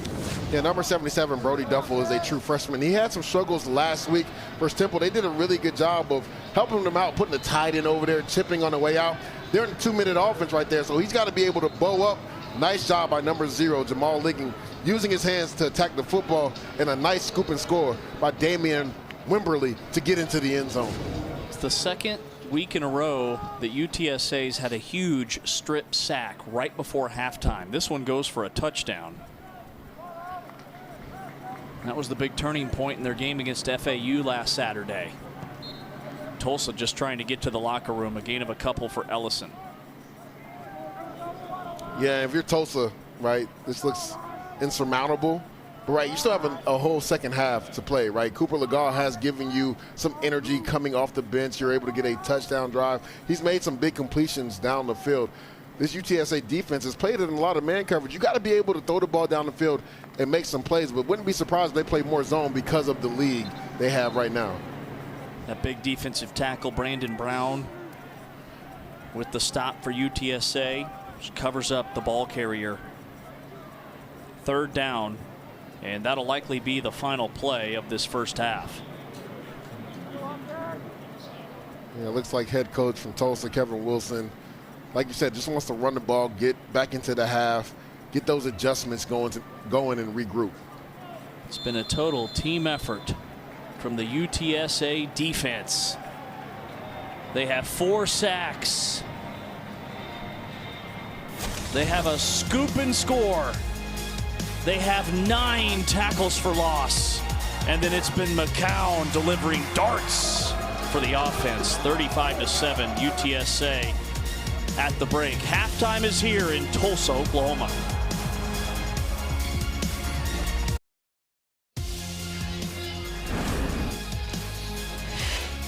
Start of the second half, 35-7 UTSA. And remember, UTSA gets the ball to start this third quarter. They won the toss and deferred. And that's why it was so big for that Golden Hurricane defense to stand tall on fourth down. They've actually been able to do it twice, right, James? So they've been able, in situational football scenarios, to come up with some big plays. It just hasn't been consistent enough today. After the touchback, we'll see UTSA from the 25. You see the 35 points, and you think an offensive explosion. But the defense has been just as good, if not better. They have 9 TFLs. They have 4 sacks. McCown's 260 yards, a season high, and a new career high for a half. 3 touchdowns. You see those 14 completions? Nobody has caught more than 2 passes in this game. Literally, he's playing like he's a point guard, distributing the football. They've added the run game, which they've really struggled with this year. Robert Henry Jr. has run with purpose. He's run with good vision. He's run with grit. That's something the coaching staff really talked about, right? We have to get this running game established. They've done a good job up front blocking. UTSA 9th in the conference in rushing yards, 84th in the country. A 4-yard gain on first down. Owen Ostrowski made the tackle.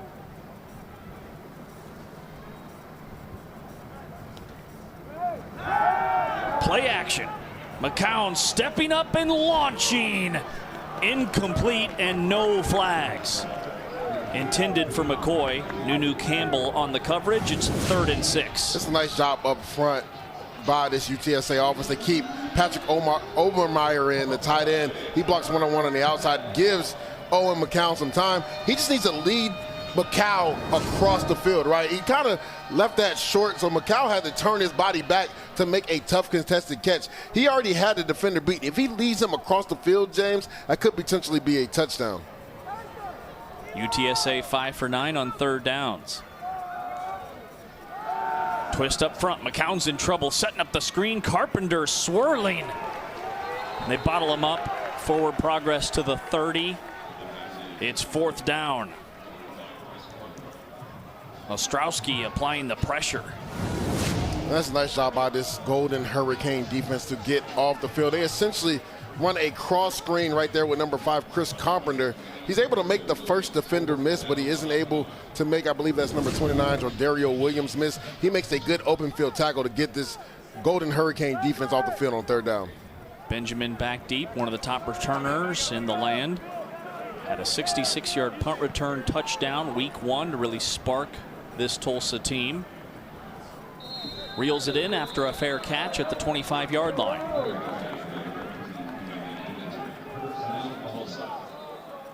A 45-yard punt. But the UTSA defense, 9 tackles for loss, 4 sacks. They get after the quarterback, and they get it done week in and week out. 18 straight games with a takeaway and a sack. Yeah, we got a flag on the play. I believe this is going to be holding on Tulsa on the return. And 10-yard penalty enforcing the end of the kick. 1st down. Yeah, that was on the outside. The gunner beat the guy blocking right away. He jerked him down. Easy call for the refs. But, James, you just saw the stats right there. I mean, this UTSA defense has gotten after Tulsa's offense today. 4 sacks, 2 of those being sack forced fumbles where they recovered the fumble, right? 9 tackles for loss. Their defensive line is so deep. They rotate guys. So it's been tough sledding for this Golden Hurricane offense. We know there's some youth up front, and now you're in a passing situation, which is the strength of this UTSA defense, where this defensive line can really cut loose and get after the quarterback. And the scary thing for Tulsa is that UTSA's defense is usually better in the second half than in the first half. Held FAU to just 29 yards a week ago in the second half. 4-yard quarterback keeper for Lagat. Something to mention, too, when Kurt Francis got hit in that first half by Ronald Triplett, he had to go in the blue tent, and we haven't seen him since then. We thought maybe Cooper Lagat was just coming in by design because they do rotate quarterbacks, but we haven't seen Kurt Francis since that big hit. Lagat's now 3 for 8 passing. 3rd and 6. Yeah, they try to go a little bit tempo there. First play, quarterback power. Next play, they try to get Lagat on the move, try to out-leverage the defense. He just sails that ball out of bounds. 2.6 yards per play today for Tulsa. It'll be 4th down. Ronald Triplett and Brandon Brown combine on the tackle. It's a 4-yard loss and another sack. Number 5 for the Roadrunners defense. I mean, Ronald Triplett, I talked about him earlier. He's a guy that they bounce from inside to outside. They love his athletic ability against slower guards in space right there. Again, making quick work of the guards inside to get to the quarterback and pick up that sack on 3rd down to help his defense get off the field. Triplett leads that defensive line in sacks for the Roadrunners. 41-yard punt. We'll see UTSA around the corner.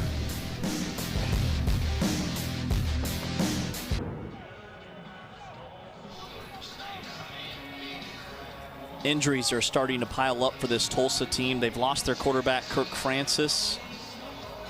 And now their left tackle, Brody Duffel, just went into the tent. A true freshman who started to play really well for the Golden Hurricane. And they're thin there, James, because number 70, Caden Stanton, isn't playing right now. So you're talking about getting into some depth issues at the left tackle position. UTSA sticking with the ground game. And how much of McCown's numbers has been helped by the ground game for UTSA, because they've really stuck with it all game long. Yeah, on that touchdown earlier to his tight end, number 80, Dan Dishman, it was off a play-action pass, and he caught him down the seam. Now the double move to Chris Carpenter was, a fumble, sack fumble. Ball's out. A scoop and score for the Golden Hurricane, 34 yards. Maya Williams, all 265 pounds with the house call. But the play was made by number 32, Von Troy Malone. You're going to see him on the right side of your screen. This is supposed to be a three-step drop screen play, right? So the offensive line cuts. Owen McCown doesn't let it go. Malone just keeps rushing. Gets a big hit on Owen McCown. He fumbles it. Nice job by Ye Williams, being right place, right time, scoop and score, and bringing some energy back into this stadium. First Tulsa takeaway.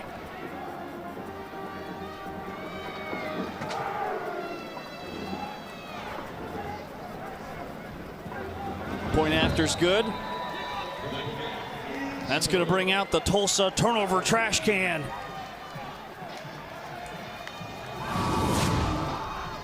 Yeah, again, if you're on McCown, James, this is a three-step drop. The offensive line is cutting. If it's not there, you have to dirt it, because the defensive line is going to continue to rush.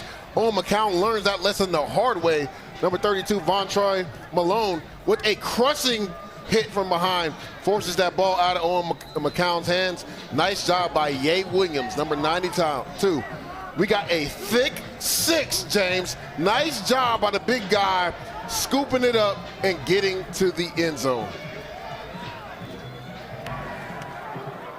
Tulsa number 22 is reporting as number 99. And Big Ye with a trash can dunk, the turnover trash can for the Golden Hurricane defense.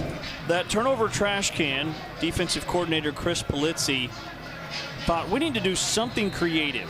Before the season, sent his wife to Home Depot. She grabs a $35 trash can, and they take it everywhere with them. It goes on the road. It's the first thing on the truck.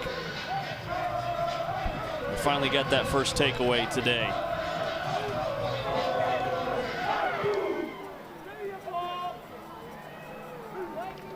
After the touchback, we'll see UTSA from the 25. UTSA looking for their first road win of the season. They are 3-0 at home and 0-4 on the road. If this holds up, they'll have that first road victory. But look at this road ahead. Now, their next 3 are at home, but it's Memphis, North Texas, and then Temple, and then at Army. And I think with all the injuries they've had, that they'd be pretty excited about just making a bowl game. For sure. And when you think about it, right, if they're able to continue to play like they've played today and get this win, they would need to win 3 out of the last 4, which when you look at that on schedule, or 2 out of the last 4, I'm sorry, James, they've been undefeated at home. So you have to like playing Memphis and North Texas at home instead of on the road where they've struggled. We saw Memphis come away with a close win today at home versus Charlotte. North Texas got blown out by Tulane. So if you're, UTSA, you have to like your odds because 3 of those 4 are at home. McCown, after the strip sack, comes back with 2 first down throws, and a late flag comes in. Carpenter and Gavin Potter jawing, a gain of 12 if it stands. But what does that say about McCown? I mean, he had the strip sack fumble that he lost, the scoop and score Holding, for Tulsa. Offense number 88, 10-yard penalty, enforcing the spot of the foul. First down. Well, this will wipe off the game, but I mean, he's delivered 2 bullets on the next 2 throws. And I think that says a lot about offensive coordinator Justin Burke, still having a lot of confidence in his quarterback, knowing that he made a mistake last play, but we have a lot of confidence in you.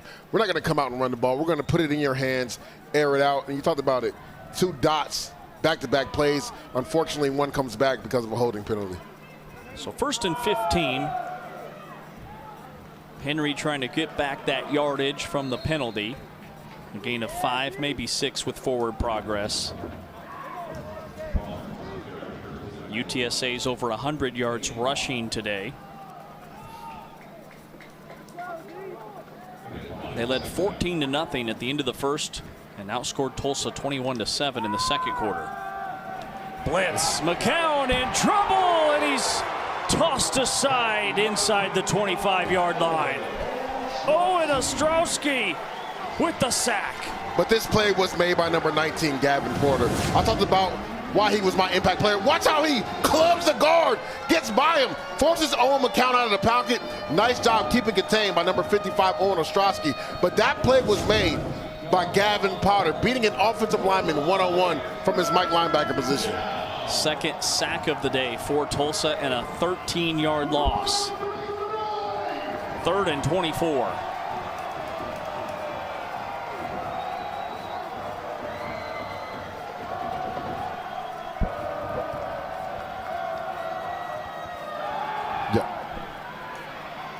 Thomas ridden down after a gain of 6.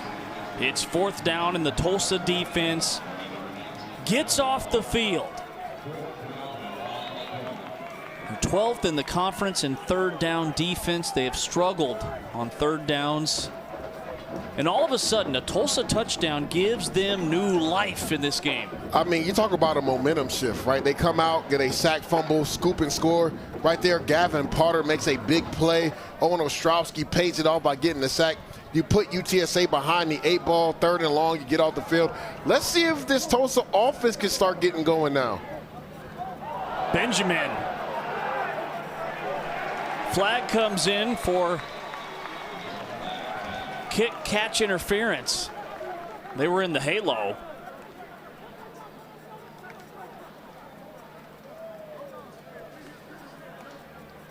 This would be the 6th UTSA penalties. More than they had all game a week ago.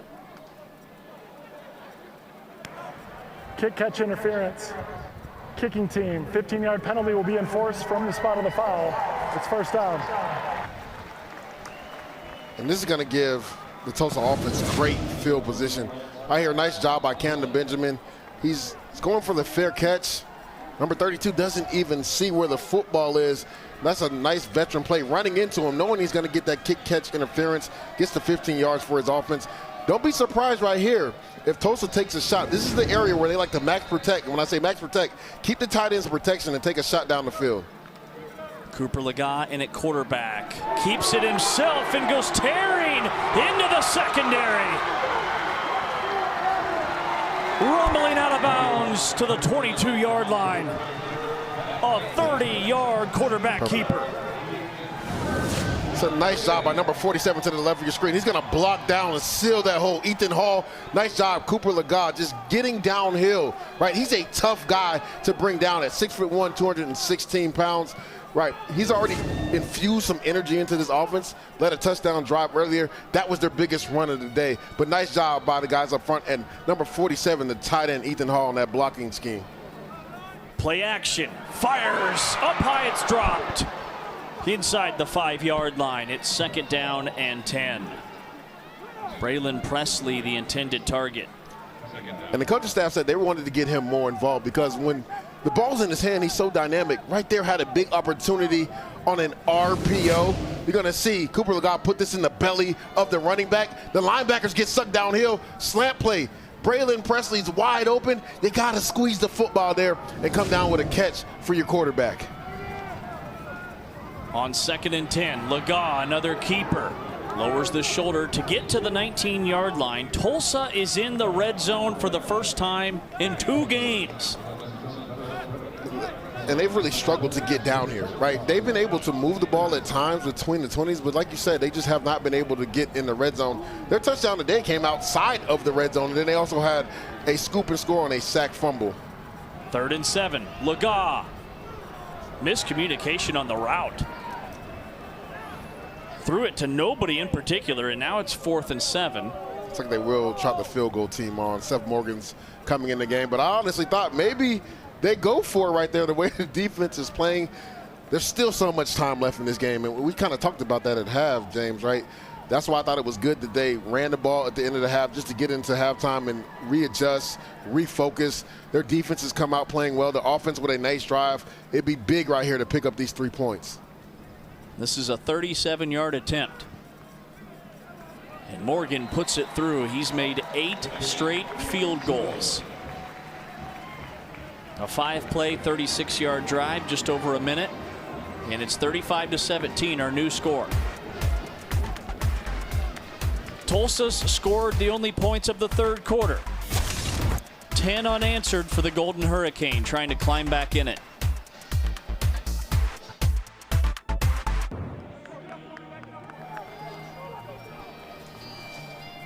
Our score by quarter, you can see that Tulsa winning the third. They've scored 10 unanswered. How do they keep it going? They're starting to claw their way back in. And James, this was a scenario that was similar to last week. Now, they were down a lot more in this game, but they were down 17-0 to Temple. They were able to score 10 unanswered, and then they had 2 crucial drops in the third quarter that kind of stopped their momentum. Let's see if they're able to get over the top in regards to keeping that momentum. Their defense has played really well this second half. Let's see if they can get the ball back to this Golden Hurricane offense that seemed like they finally started to find a rhythm that last drive.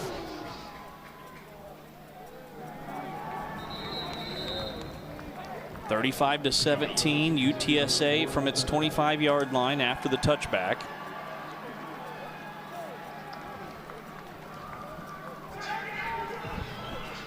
McCown actually took a couple plays off after that sack fumble. And Eddie Lee Marburger was on the field for that last series. McCown's back in, almost 300 yards passing, midway through this third quarter. But offensively, it's been a slow start to the second half for UTSA. On the ground with Henry, and Henry is sandwiched.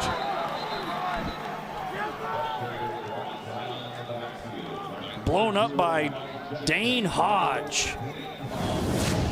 But this was actually number 0 to the right of your screen, Smile Jackson. He does a nice job setting the edge. And see how he folds back underneath to help Dane Hodge on that play, stopping Robert Henry Jr. from getting going. Nice job by the right defensive end, setting the edge and then falling back inside to make that play.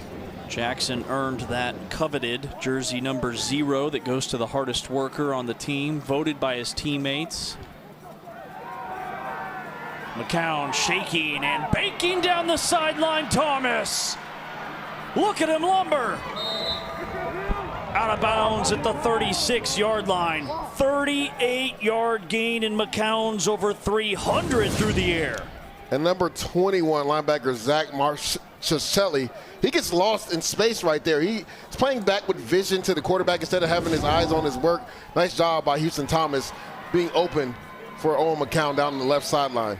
McCown is in such a rhythm. 16 more to McCoy. And that's the issue, right? When they get that first down, they get that up tempo, right? We have a player down right now for the Tulsa defense.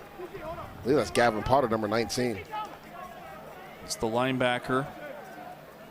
The transfer from Arkansas State by way of Kansas, was the Big 12 Defensive Freshman of the Year back in 2019 for the Jayhawks. Transferred to Tulsa to play his last year. In front of his friends and family, he's from Broken Arrow. High school teammates with his linebacking counterpart, Zach Marchicelli. Just hoping it's a cramp. Looks like they're trying to stretch out that calf because he is a pivotal piece of their defense. Matter of fact, he's the heartbeat of their defense. I talked about earlier how he blitzed in and made the guard miss him in open space. Owen Ostrowski was able to get the sack. He's also the green dot guy, so he does all the communication on defense. Tulsa's defensive coordinator told us that they want to be in attack mode But how hard is it to get in attack mode when you're playing a tempo offense? And that's the thing, right? Because if you show too early, they get to the line of scrimmage, they'll check the play on you, right? And another thing, their offensive line has done a really good job protecting. They'll keep the tight end in, even if you bring extra guys. We've already seen Willie McCoy make a couple plays down the field. We saw Chris Carpenter on a double move. It's because they protect well enough up front where if you do bring pressure, if you give Owen McCown time, he's going to cut you up. McCown setting up the screen. Grabbed by Henry, trying to bounce it. Turning the corner, he's down inside the 10-yard line, out of bounds. 12 more for UTSA. What an acrobatic catch by Robert Henry Jr., the running back. They do a nice job setting up this screen. Offensive line gets out.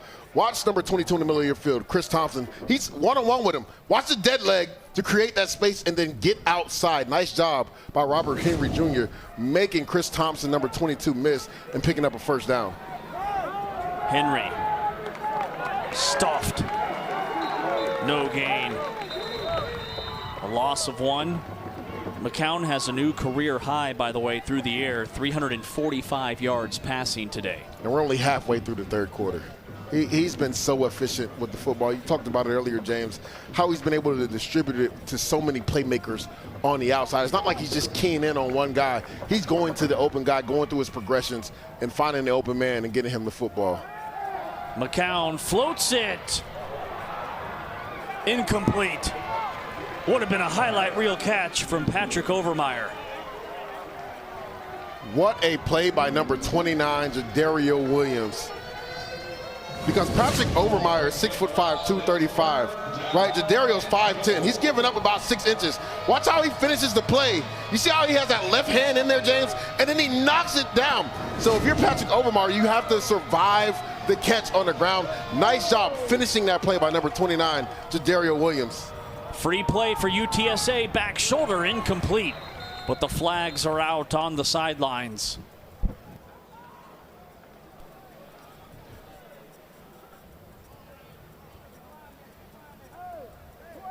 I believe the hand clap got number 0, Miles Jackson, offside, jump offside. Defense number 72 in the neutral zone at the snap.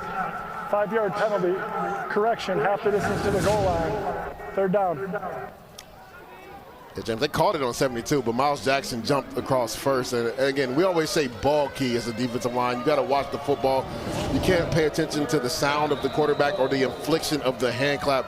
Right there, nice job by Owen McCown with a dummy clap to get the defensive line to jump offside and have a free play. So that puts it just inside the 5. 3rd and goal. McCown still has the rock. He's scanning, firing. A touchdown. Willie McCoy on the receiving end from 5 yards out, and McCown has a new career high 4 touchdown tosses. I mean, James, he's in his bag, right? Initially, he wanted McCown on a comeback route. It wasn't there. He's able to use his mobility to scramble out to the left. Nice job by Willie McCown, number 19, right? You're going to see him scramble to the left, Owen McCown, but number 19, Willie McCoy, he works with his quarterback. They always teach you in the scramble drill, you either come back to the quarterback or you get vertical. He gets vertical there to be somebody that can be open for his quarterback. Nice touch throw by Owen McCown to find Willie McCoy in the back of the end zone for a touchdown. 7 plays, 75 yards. Owen McCown is in his bag. Touchdown, Roadrunners.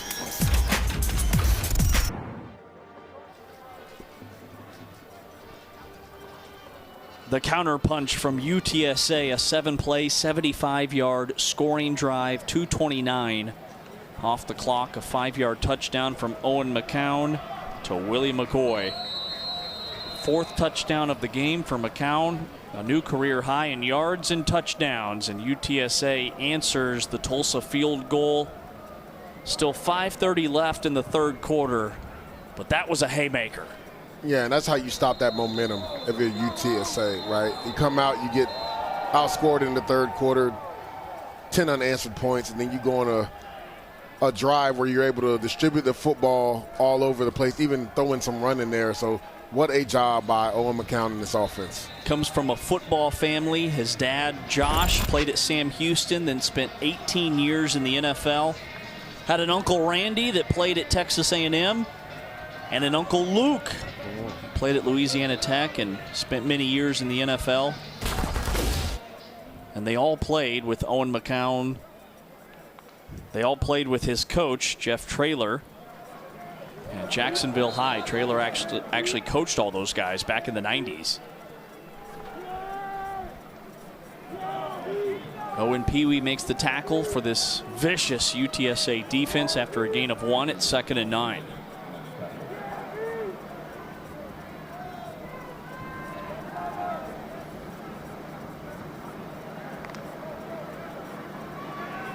Laga on the scramble, hits Benjamin. And Benjamin has wheels. Touchdown, Tulsa.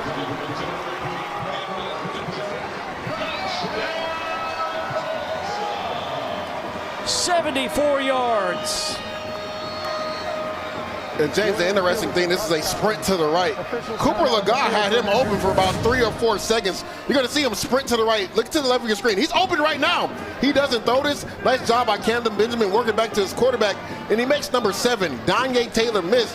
And we talked about how he's an explosive playmaker, right? That punt return skill set comes into play right there.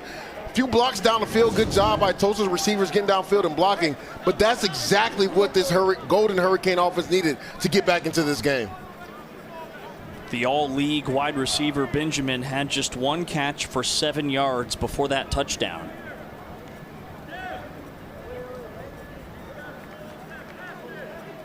Got a player down right now, too. I think it's Ken Robinson.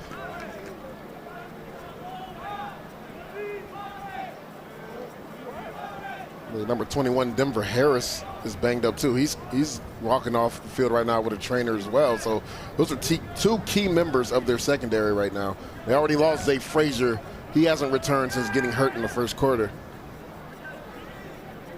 Well, that was a quick strike Tulsa touchdown. 2 plays, 75 yards. Just what they needed.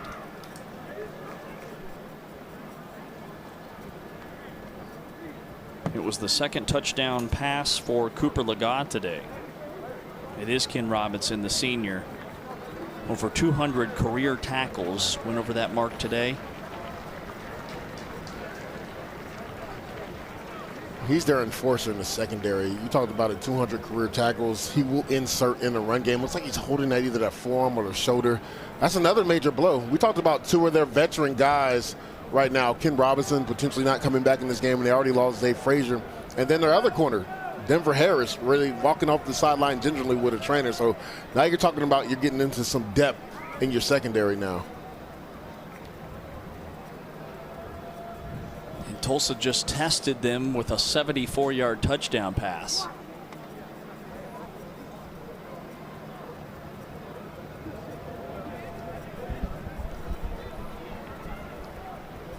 Is this game reminiscent of the last time out for Tulsa when they were down 17 at halftime against Temple, then came back and made it a game in the second half? Yeah, Jay, we made that point earlier, right? In the third quarter, they scored 10 unanswered. And just like in that game, right, Temple has a field goal answered later in the third quarter, and Tulsa wasn't able to just get it back. But right there, big explosive play to your number 1 playmaker on the outside, Camden Benjamin.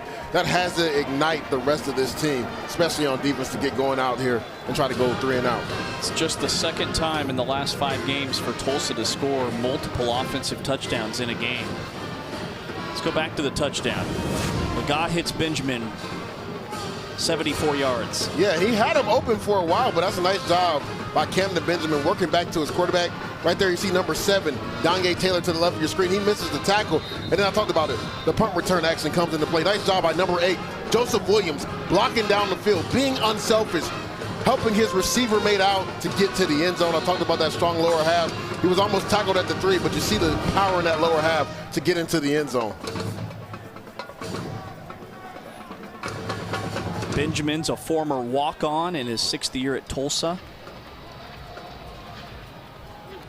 Ranks 2nd in the conference in receptions per game and 5th in yards per game.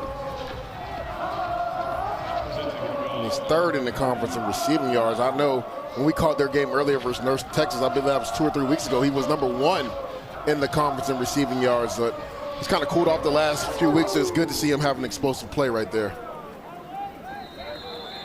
Well, the last time Tulsa got something going, UTSA hit them with a big touchdown drive to swing momentum back in their favor. There's a flag out. James, just an unexcusable late hit from UTSA. I mean, the coaches have harped on this. No dumb penalties. That ball goes out of the back of the end zone, and you hit somebody 3 seconds after the whistle was called. Again, the Golden Hurricanes, Tulsa just got some momentum back. Now you're going to be backed up on your side of the field, right? Those are the plays that keep teams in games when you're up big. This will be the 7th Roadrunner penalty today. After the play was over, personal foul, receiving team, half the distance to the goal, first down. This one has started to really heat up. There's been a lot of kind of extracurricular jawing and pushing after plays. And that actually might have been more of a flop than an actual hit. You see him actually push the player behind, but that's a savvy move right there, right? He sold it. And the guy literally just threw a shoulder into him. I think that's what Coach Jeff Traylor is talking about. Like, that dude flopped right there. Like, what is my player supposed to do? But from up here, it looked like he actually laid into him. But after looking at the replay, I think that was more of a flop than anything. Yeah, I got to say, I think Tulsa initiated the contact, too. We didn't see the first hit in real time. McCown is now 21 of 32 passing, almost 70% through the air. Yeah, last time Tulsa had an answer, right, and they got this score down, UTSA went on a methodical drive and was able to put points on the board. Let's see if this Golden Hurricane defense can stand up and try to get the ball back to their offense. Bryson Donnell is getting some touches in the second half. The transfer from Texas Tech. Spent the last 2 years in Lubbock. Has the first down. It's 1st and 10.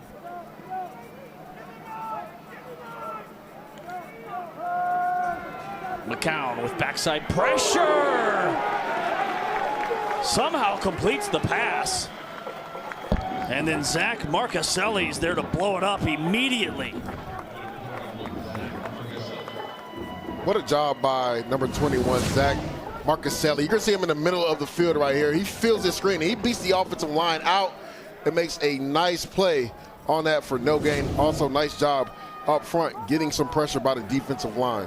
Number 55, Owen Ostrowski right there. Goes down as a catch, but a loss of 2. Up the gut. Tulsa pops the tail back. 3-yard gain. It's 3rd and 9. Tulsa defense trying to get off the field, and some life from the Tulsa sideline. And this has been a scenario where defensive coordinator Chris Polizzi from Tulsa has brought some pressure now. Owen McCown has had the answer when it comes to the screen game. So it'll be interesting to see if he just rushes for or actually brings some pressure. Got him. Free play. McCown taking a shot. It's incomplete.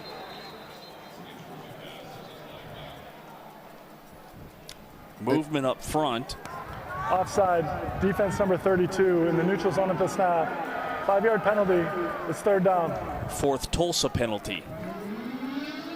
So number 32, Vontre Malone, and this is a very savvy play by Owen McCown. That's twice now he's got the Tulsa defensive line to jump off sides with the inflection of his hand clap. And what that does, James, it opens up the playbook, right? You're in 3rd and long. Now you're in 3rd and 4. So now all the stick routes come out, right? The comeback routes. Guys can find voids in zone coverage. You don't have to have those long developing routes because you cut it in half by getting a free 5 yards right there.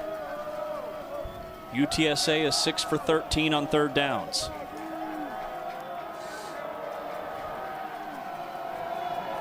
They barely get it off. They run it. Henry juking. Henry decked. Gain of just 2. It's 4th down. What a job rallying by this Golden Hurricane defense. Right there, quarterback Owen McCown checks the play to run because they had a light box. But that's a nice job by the linebackers and D-line getting off blocks and getting Robert Henry for a short game. I honestly thought he danced a little bit too much right there, James. The hole opened up on the left side, and usually he would explode through that, but he decides to cut back right. That's a big stop by this Golden Hurricane defense. Miles Jackson gets credit with the tackle. 4th and 2. Benjamin Wants to return one, steps out of a tackle, can't get away from that next wave of defenders. But Tulsa's offense has been much better here in the second half.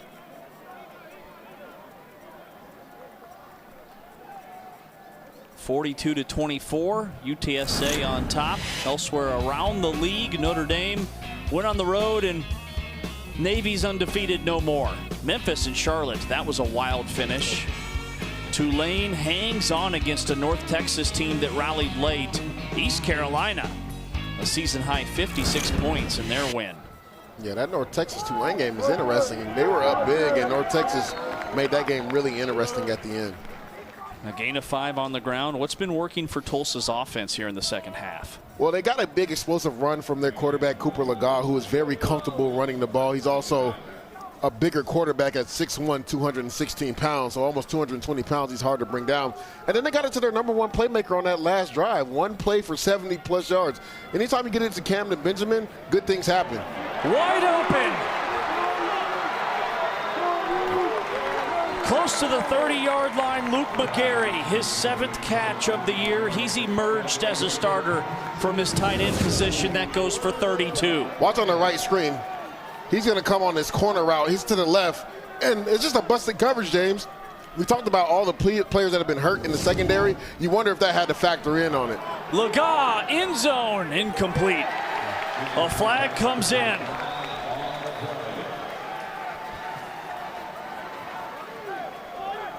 It's going to be illegal contact or pass interference. Pass interference. Defense number 15. 15-yard penalty. Automatic first down. It's Tyon Milton. Yeah, he was hand fighting with number 18, Camden Benjamin, on the right of your screen. You're going to see him. He continues to hand fight. Now, he does a good job getting his head back around, but I think the DPI happened a lot earlier than that when the ball was in the air.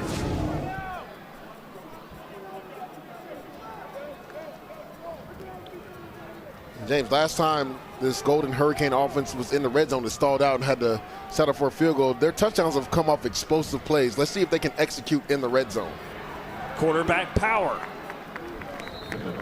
Legas takes a shot right to the midsection at the end of the play, but he gets to the 11-yard line. A gain of 4 at 2nd and 6. Legas has more yards passing today than he has all season entering. Remember, he was the starter the last 2 years at Utah State. He had some big games.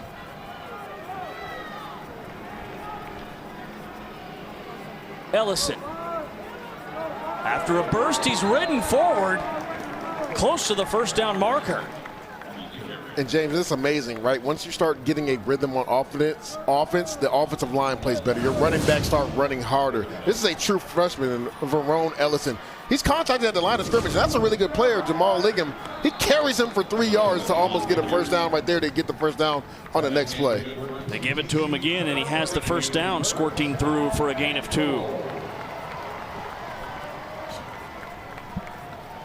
And that'll be the final play of the third quarter. At the end of 3, it's UTSA 42, Tulsa 24, but the Golden Hurricane inching closer. They're knocking on the door. They've got 1st and goal when we come back to start the fourth quarter. We had it all in the third.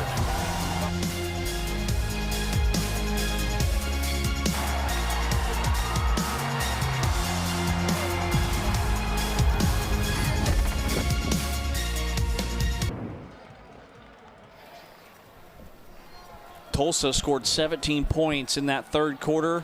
Their most in a quarter in almost a month. You have to go back 4 weeks ago to the fourth quarter of their game against North Texas. Legas misfires. Wanted Benjamin at the post. It's 2nd down and goal for the Golden Hurricane. That was a nice job by number 6, Elliott Davison, who's thrust into action because of all the injuries they have as well. He is their starting safety, but it looks like he was in the slot right there on Camden Benjamin. Nice job and coverage right there. Legas keeps it, twisted down after a gain of just a yard or 2. Now it's 3rd and goal. All right, 3rd and goal. Huge play for Tulsa. Four down territory, obviously, down by 18, but what's the call here? Right here, you got to get Cooper Lega's legs involved. That's where they've had a lot of success. Even on the touchdown pass to Camden Benjamin, he was on the move, so would not be surprised they get him on the move here where he has the option to throw it or run it. 3rd and goal from the 4. They need the end zone. Lega, quick fire, running back has it for a touchdown.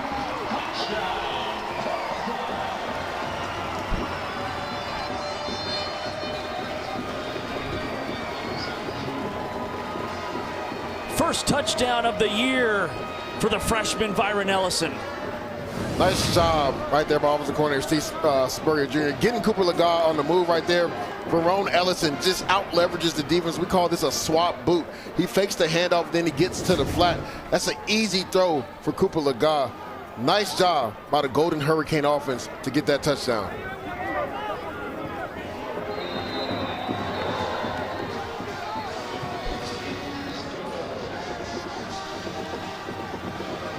A flag is out on the point after. Offside, defense number 23. The penalty is declined. The try is good. It's been interesting to see if he decides to go for 2. And I think that's what Kevin Wilson is talking about. Hold on, we didn't decline this yet. We might want to move this up and go for 2 right here. Lega's trotting towards the huddle. This is the closest Tulsa has been since it was 7-0. Yeah, and that's a terrible penalty right there for UTSA. Well, while they sort this out, let's look at the standings. Updated AAC. Correction. Tulsa has elected to enforce the half the distance to the goal penalty and attempt a 2-point conversion. And Tulsa's going to go for 2. Yeah, and it makes sense, right? Because they're at the 1-yard line, and if they took the extra point, they'd be down by 10. But now the thinking is, now that we're at the 1-yard line, if we get this 2-point conversion, we're down by 9. So essentially, a touchdown on a field goal wins you the football game.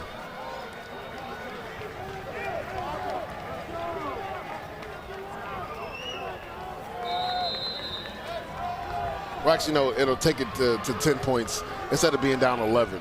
Touchdown and field goal would tie the game, correct. Lega, quarterback, keeper's in. Well, the penalty just directly cost the Roadrunners a point. 42-32, our new score. Tulsa's within 10. And James, I talked about him being 6'1", 220 pounds, essentially. Just a quarterback sweep. He's tackled 1 yard short. He literally just runs over 3 UTSA defenders and gets into the end zone. James, he doesn't even hit the ground, right? Again, when things start going on offense, you get a rhythm. Everybody runs a little bit harder, right? There's more energy on the sideline. You can feel the momentum shift. Right now, Tulsa has all the momentum in this game. Lega has a new season high, 179 yards passing. All right, here's how this matchup impacts the conference standings. Army and Navy, along with Tulane, unbeaten in league play. You've got Memphis in 4th at 3-1, then a bunch of teams hovering around 2-2 and 1-2 in league play.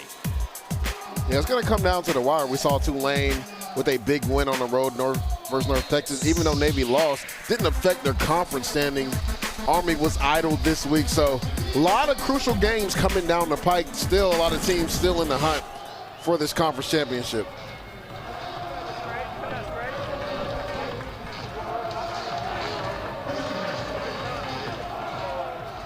Tulsa has come alive. But they kick it out of bounds. So that will give UTSA outstanding field position. By you rule, the penalty places the ball at the 35-yard line.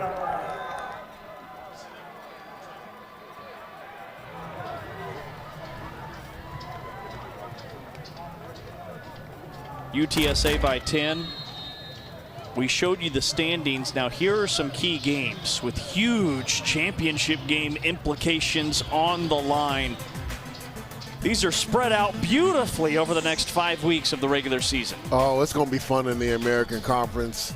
We talked about the academies, Army and Navy, potentially playing back-to-back weeks if they were to win out in conference play and then play each other at the end of the season. We talk about Memphis and Tulane still having to play, and also Navy having to play Tulane as well. Second down and 10 after the incompletion.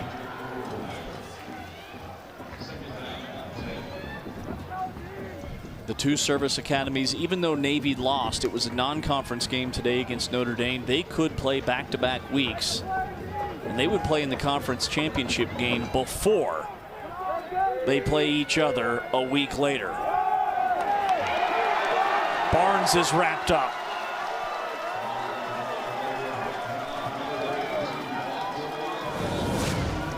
Von Troy Malone does a really good job off the edge. Now, that's a couple times where Owen McCown, I thought, should have kept the football, right? When the defensive end crashes like that, you should keep the football and get on the outside. We talked about how mobile he is. Surprised he didn't keep the ball right there. A big play by number 32, Von Troy Malone, to get this UTSA offense in 3rd and long. Tulsa's defense has been so much better in the second half. McCoy drops the screen. It's 4th and 10, and the Tulsa defense has forced a 3-and-out. And James, that has been their answer to pressure right there. They show pressure, but they drop out. The defensive line was all over that. So if Willie McCoy catches that, he's going to get hit by a big defensive lineman. James, we talked about how the momentum has shifted. Right there, a big stop by this Golden Hurricane defense to get it back to their offense, who has been cooking this second half. I believe 24 points in the second half alone. 25 with a 2-point conversion. This crowd really thinned out at halftime. It was 35-7.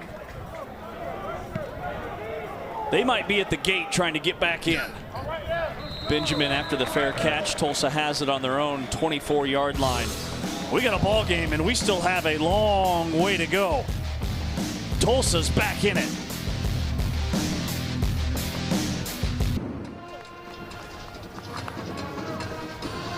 This game has been a total 180. Tulsa has scored 15 unanswered. They have the ball down 10. It was 35-7 UTSA at the half.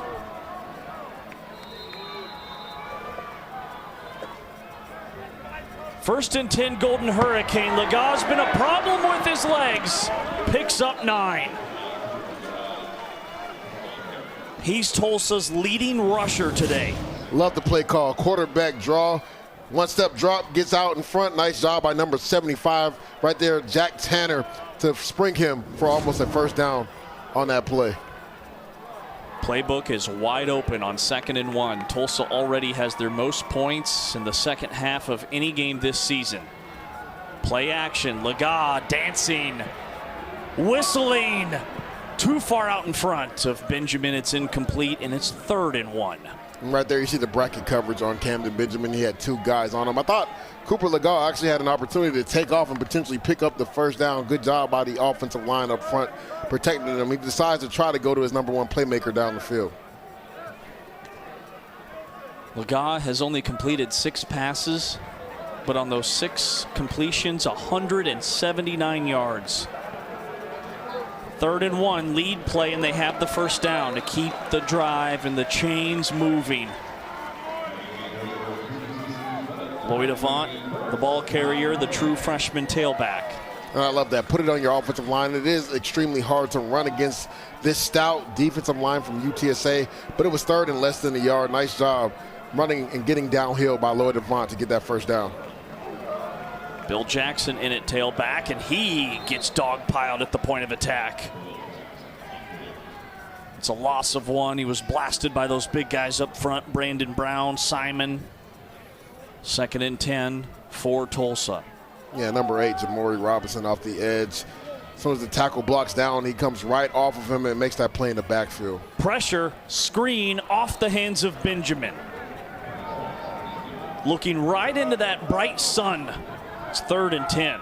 Yeah, that was actually a nice play design right there. They go to screen. Grayson Tempest is in the slot position. That was a nice job by number 7 from UTSA, Donye Taylor. He really disrupted the timing between the quarterback and receiver on that screen play. This is a big play. 3rd and 10. 4-man rush. Screen. Benjamin loses a yard. How ready was the UTSA defense for that call? Milton with the tackle. Yeah, they tried to screen it down left. You're going to see number 15, Tyon Milton. Watch how he makes Luke McGarry, number 87, miss in open space. He triggers right away on that screenplay. Luke McGarry, the tight end, tries to come out and block him. That's a heads-up play by Tyon Milton, who's playing more because Jay Frazier got hurt earlier in this game. That's a big-time play by him to help his defense get off the field. 11 tackles for loss tonight for the UTSA defense. Short punt, still rolling. All the way down inside the 20. It wasn't pretty, but it works. That was the 8th punt for Tulsa today, 45 yards.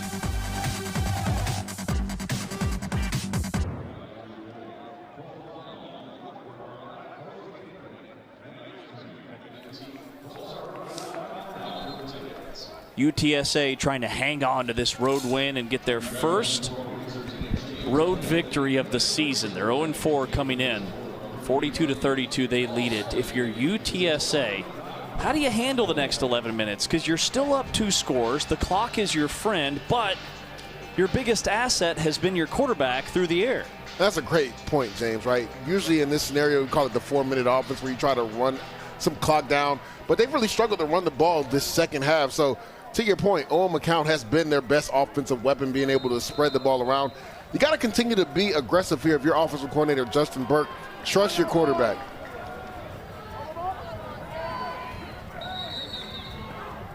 The flag is out. Movement up front. Somebody jumped off the line before the snap. Offense number 51. 5-yard penalty. First down. Now it was the center, C.J. James, who the coaches praised this week, said he's been playing his best football of the year. The offensive lineman, the anchor up front. And James, this is what has plagued them the second half, right? They really kind of fixed that issue last week versus FAU, but they've had too many pre-snap penalties in the second half. Up to 10 for the game. McCown blitz, gets rid of it quickly. Carpenter. Back to the original line of scrimmage, a gain of 6. If you're just joining us, Owen McCown has set a new career high in yards and touchdowns, and Carpenter just went over the century mark, a season high 104 yards receiving. McCown hit as he lets it fly. It's a flutter pass. 2 flags are out. A ton of contact.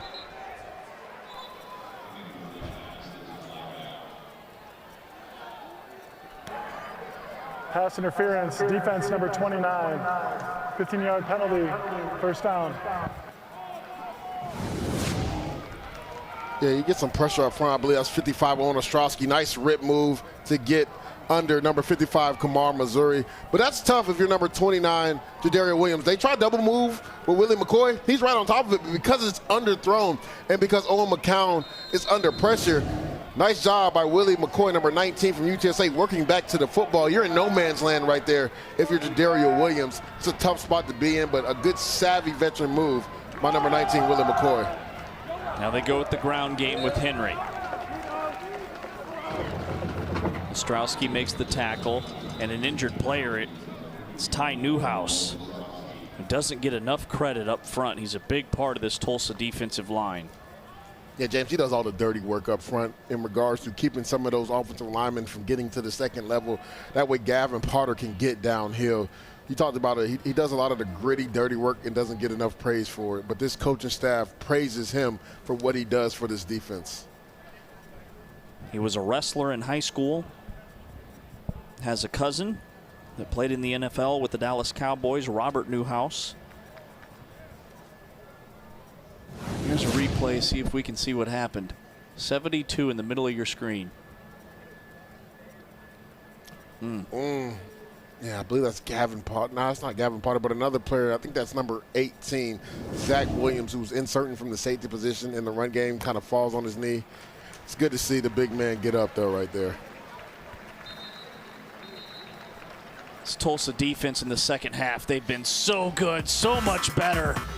I mean, this sack fumble right here from Von Troy Malone kind of really got this game going in regards to having that energy shift to the Tulsa sideline. Owen Ostrowski with a big sack right there as well. They've had a few stops right there. Miles Jackson does a good job setting the edge and coming in the backfield. We talked about how they've really struggled to run the ball, UTSA, in the second half. This defensive line and linebacker crew have done a really good job the second half. Wide open, it's Houston Thomas. Bounced off a hit, driven forward into plus territory. And 19 yards. And right there, they go screen and go Zach Williams, who we were just talking about. He bites on the screen. They're able to get Zach Thomas behind him. Dane Hodges comes downhill and tries to give Houston Thomas everything he has. Right now, he's on the sideline. But it looked like Dane Hodges actually took the worst of that blow than Houston Thomas did. Over 100 yards for the tight end, a new career high, 107. One-on-one, incomplete.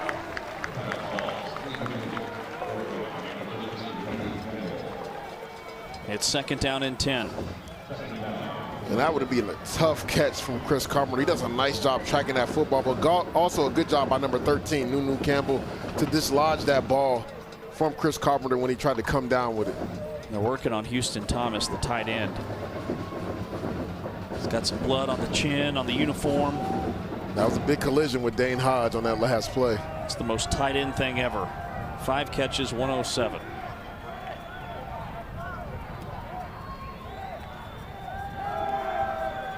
McCown checks it down. 5-yard gain to the 40. It's third down.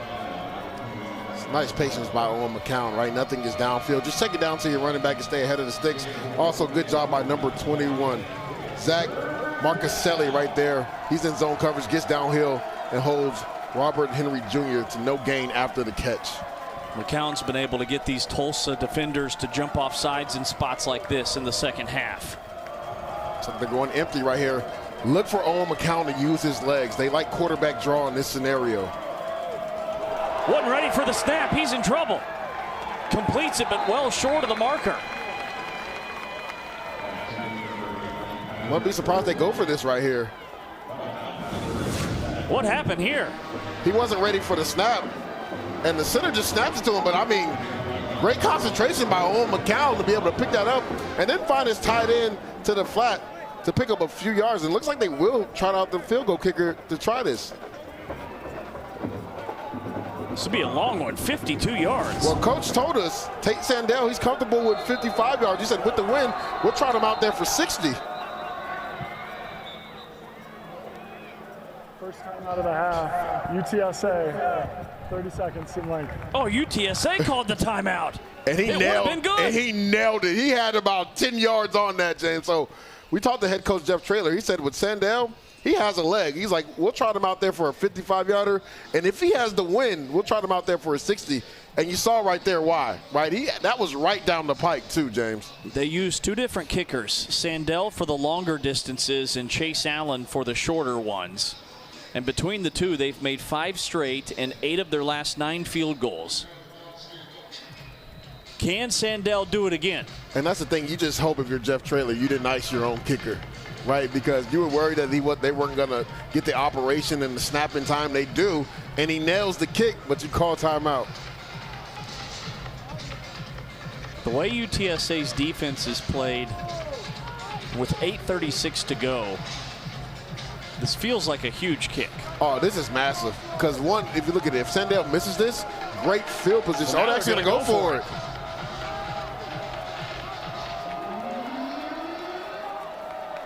Fourth and 3. Or at the hard count. McCown, the screen. Carpenter pushed forward. Potter with the tackle. But did he tackle him into a first down? He did. Well, the issue was on that screenplay, Nunu Campbell makes first contact, but he misses the tackle. So nice job by Chris Carpenter getting out of that tackle. Gavin Potter is retracing his steps. So that's the only way he could tackle him. Henry driven into the turf. No gain. It's second and 10. Wow, that was a big first down, because when you look at it being down by 2 scores essentially from Tulsa, you're thinking that's going to eat up at least maybe 3 more minutes of clock right there. So what a play by Chris Carpenter. He was almost tackled short of it. He's able to get out of that tackle from Nunu Campbell and then gets hit by Gavin Potter but falls forward for the first down. That was the third time tonight that UTSA has gone for it on 4th down. That was the first time they've picked it up. 2nd and 10, some trickeration. McCoy trying to get him to the edge, and he gets uppercut. Chopped down by Nunu Campbell. And right here, this had the potential to be a really big play, but it looks like there was miscommunication with number 89, Patrick Overmeyer, and number 5, Chris Carpenter. They run the end around with Willie McCoy, and both of them just block one guy. If one guy comes off and gets to the next level, that potentially could have went to the end zone for a touchdown. 3rd and 7.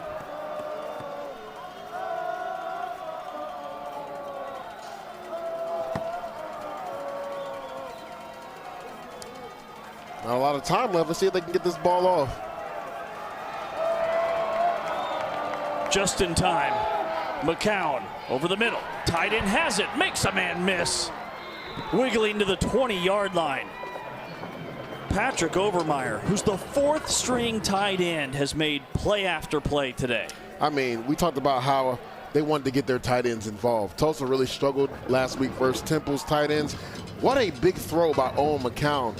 Right, Gavin Potter is right there in zone coverage. He kind of overruns it just a little bit.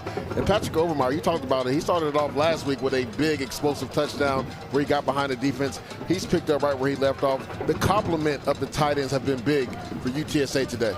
This is the 11th play of the drive. It's been a long one. Over 5 minutes off the clock. Barnes wrestled down after a gain of 2. And Jaden, I'm so glad you brought that up, right? They've taken 5 minutes off the clock. This is the same scenario that happened last week versus Temple, right? As soon as they got some momentum, they were down by 3, and Temple goes on a 14-play drive and kicks a field goal to suck all the momentum away from this Tulsa team. This is essentially what UTSA is doing right now. And they're very much in field goal That's position. No whistle. That's a live ball. Still bouncing around.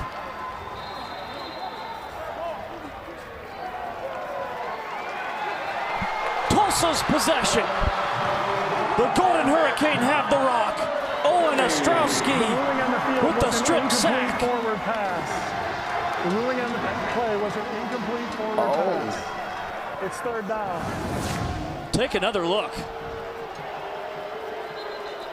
Ooh, I mean, the arm does look like it may be coming forward, and that's all that is needed. If he has control of that ball when that arm is coming forward, but that's such a bang, bang play. Originally, they did call it fumble on the field, but they got together and said it was an incomplete pass, so that's a tough break for the Golden Hurricane defense. What a wild sequence of events. They let it play out. There was no whistle. And then they got together and said it was an incomplete pass. And it doesn't look like they're going to review it. Let's look at this again. What a rush by Owen Ostrowski. He's really picked up his game in this second half. But again, looks like this is the great angle right here. Yeah, it looks like he started that forward motion. And again, if you have full control of the ball, right, going forward, they're going to call it an incomplete pass. It's 3rd and 9. And Henry hops right into the teeth of that Tulsa defense. No gain, 4th down. This is field goal range. Here comes the kicking unit for what will be. Tulsa, please reset the game clock to 5 minutes and 24 seconds. This will be about a 36-yard attempt. Thank you. And what was so big on that last drive, multiple 3rd down conversions. You talked about how it ate away at the clock. Right now, if you're Tulsa, you're down by 10. And that's why that play on 2nd down was so massive. Because if that was ruled a fumble and Tulsa gets the ball back right there, they have a great chance of coming back and potentially winning this game. Let's look at this replay one more time. That was called an incomplete pass. Nice rush by Owen Ostrowski. Again, bang, bang play that looks like a fumble, but once you actually slow it down, right? And again, James, you called it. They let it play out. Right now, I did not see a beanie on the floor. I did not see a ref throw a beanie, which would indicate a fumble, but they let it play out. But again, the way this UTSA offense was able to eat so much clock on that drive and convert on 3rd down, if Tulsa defense was able to come up with that play and it was a fumble, that would have been massive in regards to continuing that momentum and coming back in this game. Even with a make, it'll still be a 2-score game. 37-yard attempt. Right between the hashes for Tate Sandell. It is airborne, and it is right down the pipe. 45-32, our new score. UTSA by 13 with 5:21 to go. A 6-minute scoring drive, 14 plays, 61 yards.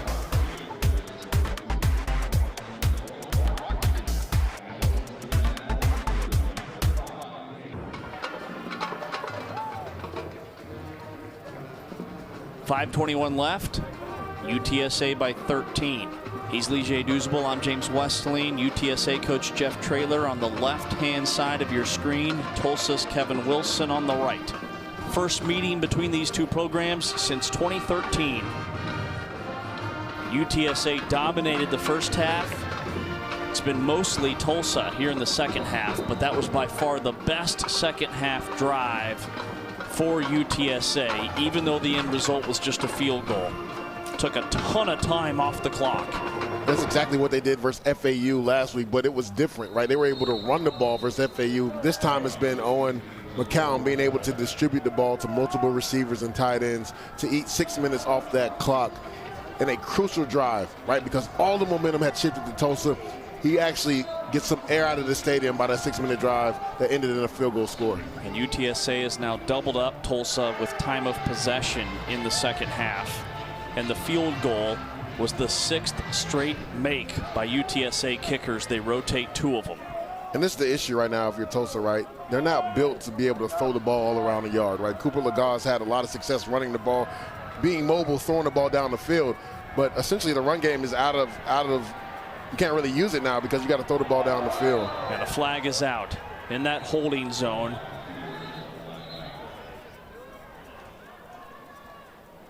Yeah, I believe number 42, Damian Wimberly, beat the right tackle and he held him. Offense number 65, 10-yard penalty, first down. That's Ray Burnett, the right tackle. Yeah, he did a nice job on an inside move, and Ray Burnett literally just grabbed him around the top of his shoulder pads that prevented him from getting the sack. So that actually maybe have been a really good play by Ray Burnett because that could have potentially been a sack fumble. It's 1st and 20.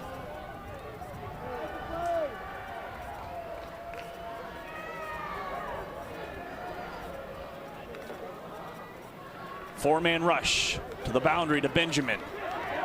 Benjamin shoved out of bounds.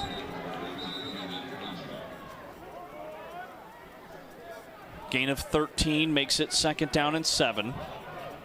That's a good job getting all that penalty yardage back right there. They get him on the motion from right to left. Quick little out route.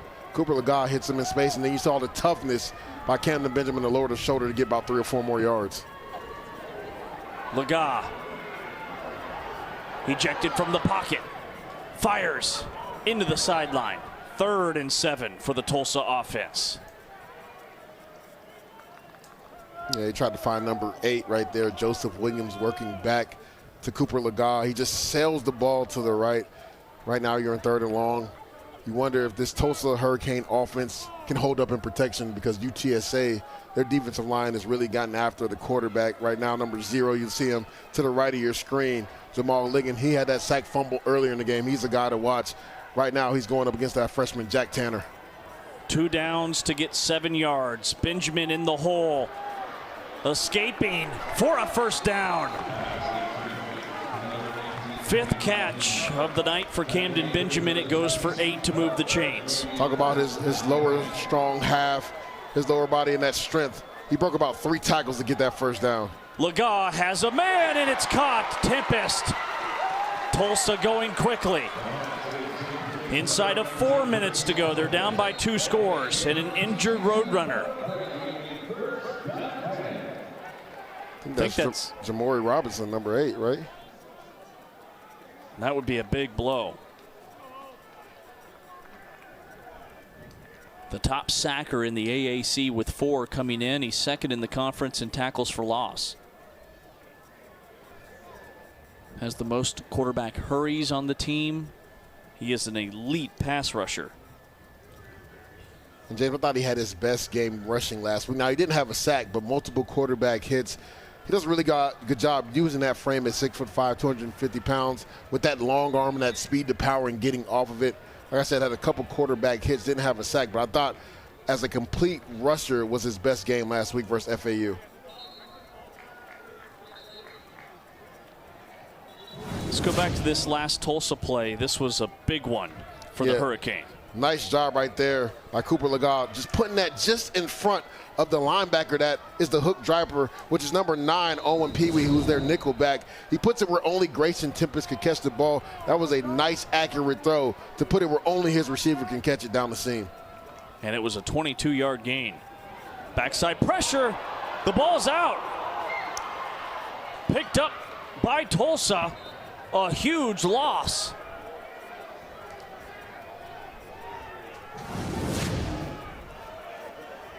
Yeah, number 23 makes a really good play off the edge. That's Cameron Cooper.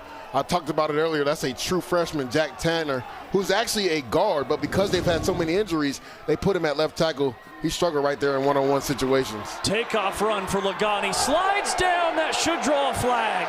2 of them are out.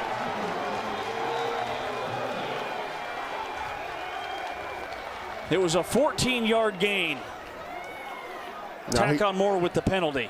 He did slide late, but that was helmet-to-helmet contact. They'll probably look at this for targeting as well, James. I believe that was number 30, Davin Martin. After the play was over, personal foul, late hit, defense number 7, 15-yard penalty, first down. So we're going to say it's a late hit because, like I talked about, Cooper Legas did slide really late, and that's tough as a defender, especially when you talk about the size that Cooper Legas has at 200 and almost 20 pounds. That was actually Donye Taylor, and it wasn't helmet to helmet. He actually hits him to the side, so he just hit him with the unsportsmanlike late hit. Takes it down to the 25-yard line. Legas hit as he lets it fly for the end zone. Almost intercepted.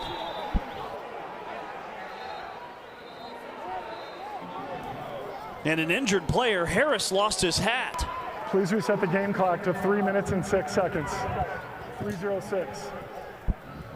Denver Harris on the coverage.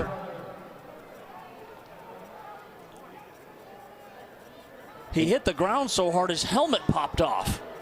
Yeah, he looks like he's in a lot of pain, James. We talked about it earlier already. They're getting kind of thin in that secondary. First and foremost, you just have concern for Denver Harris. He's clearly in a lot of pain. Hopefully just the wind got knocked out of him when he hit the ground trying to come down with the interception. But it looks like he's really in pain right now. The junior from Houston's a transfer from LSU. He played in 5 games last year for that SEC Power. This is his 3rd school in the last 3 years. He was at Texas A&M before that. Coaches said he has breakout potential. It's 2nd down and 10 from the 25-yard line once we resume action.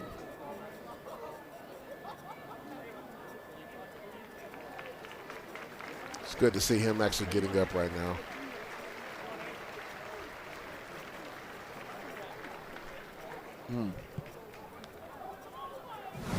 Let's take another look. Here it is. And essentially Camden Benjamin becomes defensive back right there. Oh yeah, he hits the turf really hard, James, and flips over. Like you said, the helmet came off. See it in real speed. Oh.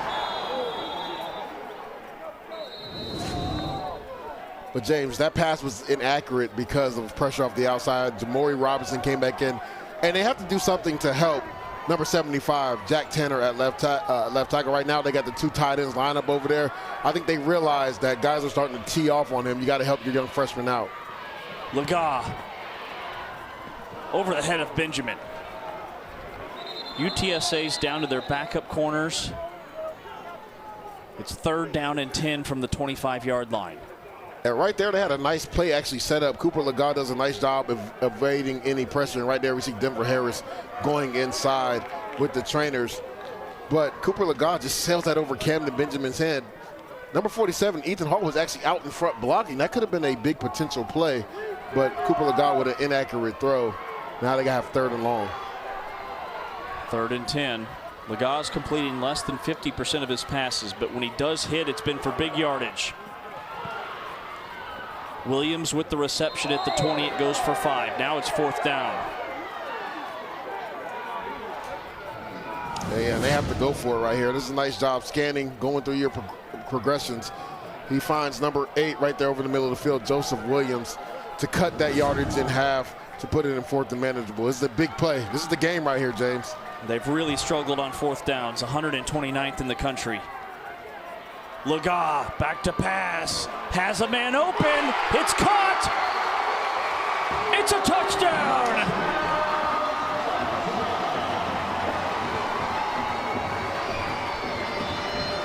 Mr. October, Camden Benjamin, his 6th grab, his 2nd touchdown of the night. It's good for 20 yards. And with the game on the line, James, who better to go to than your number 1 playmaker on the outside? Looks like this might have been some miscommunication in zone coverage. You're going to see Tylen, number 15, Tyen Milton. Look how he looks back at the safety and say, what are you doing? Get over the top. So miscommunication. Nice job by Cooper Laga. He saw that Camden Benjamin had a step on number 15, Tyen Milton. Nice accurate throw at the back of the end zone on the fade route to score that touchdown. Tulsa still has the 2-minute timeout.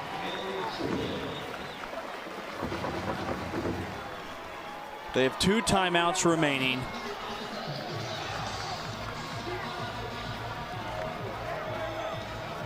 It's a 6-point game. Cooper Laga, who did not start this game, has had him a day. 4 touchdowns. He's really ignited this offense, first with his legs in that first half and then at the start of the second half. But he's been able to throw the ball down the field. You talked about it, James, completing less than 50% of his passes. But explosive plays right here. Camden Benjamin, little comeback route. He does the rest. Sometimes your job as quarterback, James, it's just to get it to the playmakers and let them do the rest of the work. Nice job on that swab boot, fighting against freshman running back Verone Ellison. And then we just saw on that last play. Go to your number 1 playmaker when the game's on the line. Camden Benjamin on a fade route for a touchdown to cut this game down to a 1-score game.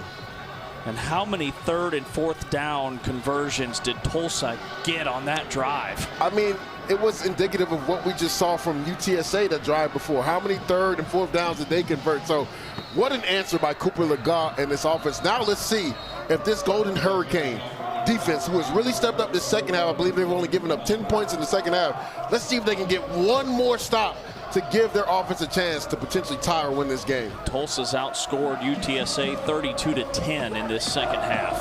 10-play, 75-yard drive, 2:55 off the clock. It is a 1-possession game. When UTSA burns a timeout, they were lined up for an onside. Tulsa has 2 timeouts and the 2-minute timeout.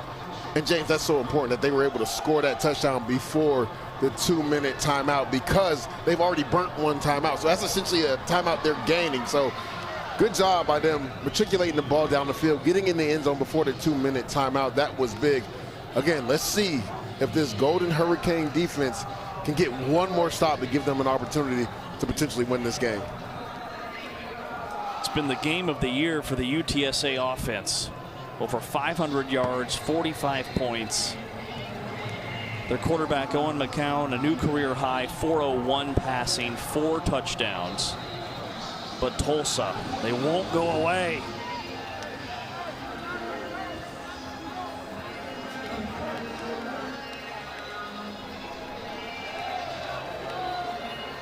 Yeah, that last drive that UTSA had, they were able to drive the ball down the field for 14 plays and take away 6 minutes off the clock right here. You call this your 4-minute offense, but I would not be surprised if offensive coordinator Justin Burke is maybe aggressive on first down and throws the ball with Owen McCown. He has been their best playmaker so far from the quarterback position. Just 2.7 yards per carry on the ground for the Roadrunners. Tulsa's going to kick it deep and trust their defense. That takes no time off the clock. So you said it, if you're UTSA, you're throwing the football? On first down, I actually would. First or second down, I'm going to throw the football because they're expecting, if you're the Tulsa defense, a run play, right? They've done a really good job. You talked about a 2.7 yards per carry for this UTSA offense. They've been stagnant in the run game in the second half. if you want to win games, you got to be aggressive, right, James? Now, again, I'd get an easy route combination where Owen McCown knows where to go with the football, but you can't be conservative when you want to win a football game. Again, Owen McCown has been your best playmaker. Trust him. They'll run it with Henry. Henry going down. A loss of 4.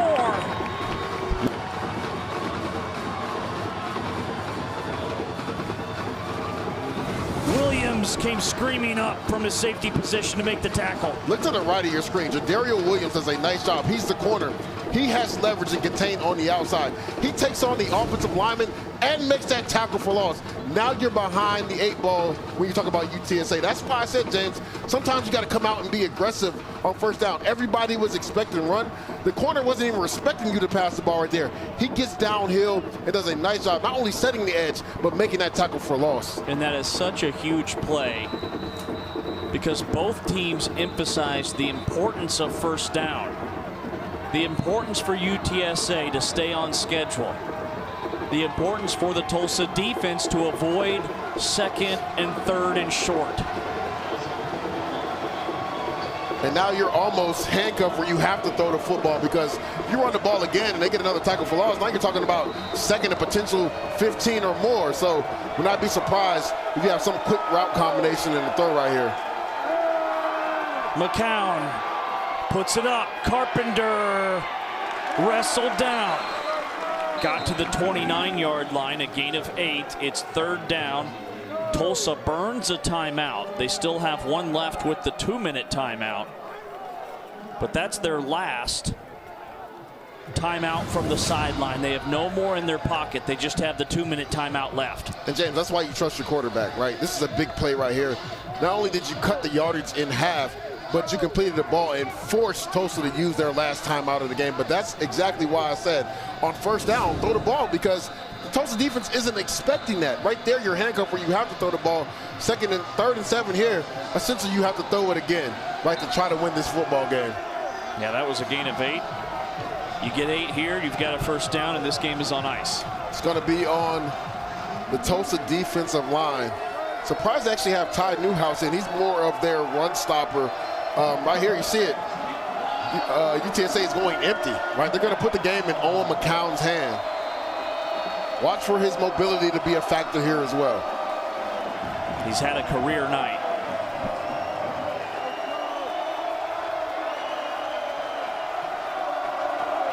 Third and 6. Pressure, McCown in and out of the hands of Carpenter. It's 4th down.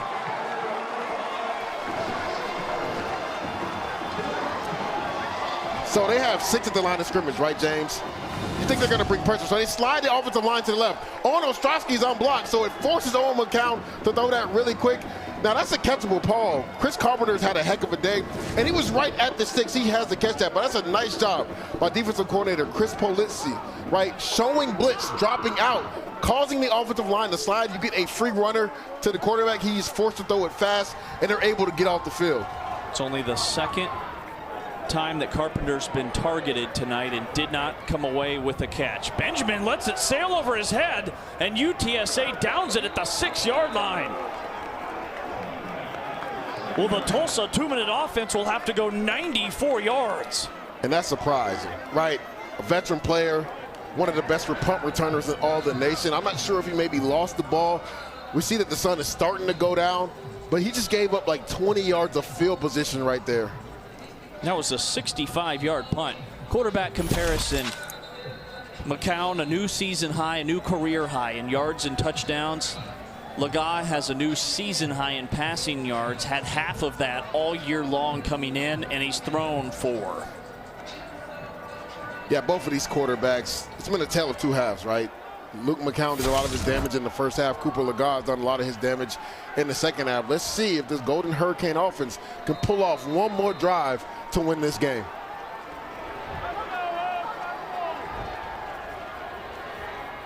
Laga hit. Ball's loose, picked up by an offensive lineman who gets out to the 5. Clock's gonna run. Got to get on the ball. 2-minute timeout. Yep. A loss of 3.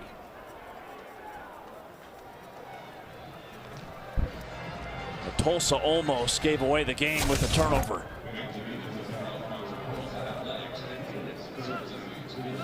Jamari Robinson with a big sack. Nice job by Ray Burnett falling on that ball to keep it for Tulsa. We're back here at Tulsa. We're going to go to this last replay. Jamari Robinson on the right side of your screen. Just a quick chop and then dip. And right there, if you're Cooper Lega, you know you're backed up. You can't hold the ball that long, but your offensive line has to do a better job. That's a heads-up play by Ray Burnett, who actually got beat on that play to fall on the football. 2nd and 13. Lega from his own end zone wings it, and Williams is open. That's big time. The freshman with the grab, 26 yards. Right there, coverage bust again. You're going to send number 19, Grayson Tempest. And actually, that's just a whole shot. That's a nice play by Cooper Lega. It's cover 2 defense. You got 2 half-field safeties. The corner's playing short to deep right there. That's just a nice, accurate throw by Cooper Lega in the hole of the defense. Lega, he can run it. Roped down at the 40-yard line, 8-yard gain. 97 seconds and counting. Tulsa's out of timeouts. Lega steps up. It's incomplete and almost intercepted. Now remember, first downs inside of 2 minutes, the clock does stop while they set the chains, just like the old rules. Right. And right there, number 8, Jamari Robinson making his presence felt again. He gets his hands up. You're always taught as a defensive line, if you can't get there, get your hands in the way of the quarterback. Does a nice job tipping that ball, which almost gets picked off. 3rd and 2. And I love the point you brought up with getting a first down, the clock stops. If I'm Tulsa right here, I'm running the football, right? Because the clock is going to stop on a first down. The run game is in play, but they'll throw it. Lega, one-on-one. Oh, it's caught! Zion step-toe, 35 yards. He speared it. And James, they've been looking for him to step up as the number 2 guy to Camden Benjamin. He missed that opportunity last week versus Temple, but a nice job on a fade route to just go out and out-muscle number 15, Tylen Milton, for an explosive catch. Lega looking left. That one's caught. Oh, my. To the 4-yard line. 22 more. Now, the interesting thing, James, is because they've been so efficient, they're leaving a lot of time on this play clock, right? So right here, if you're Tulsa, the ball's out of bounds, so the clock will stop. I would run this ball at least 2 times to force UTSA to start using some of their timeouts. They only have 1 left anyway, right? So I can run the ball 2 plays in a row right here if I'm Tulsa. Tulsa was down 35-7 at halftime. This drive started at their own 6-yard line.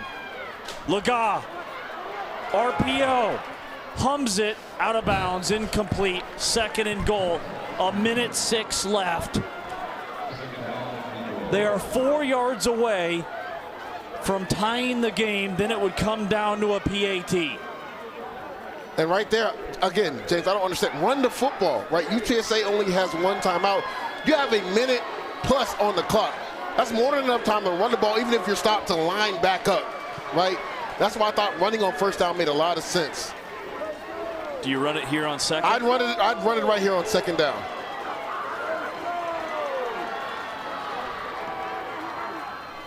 Shoulder roll.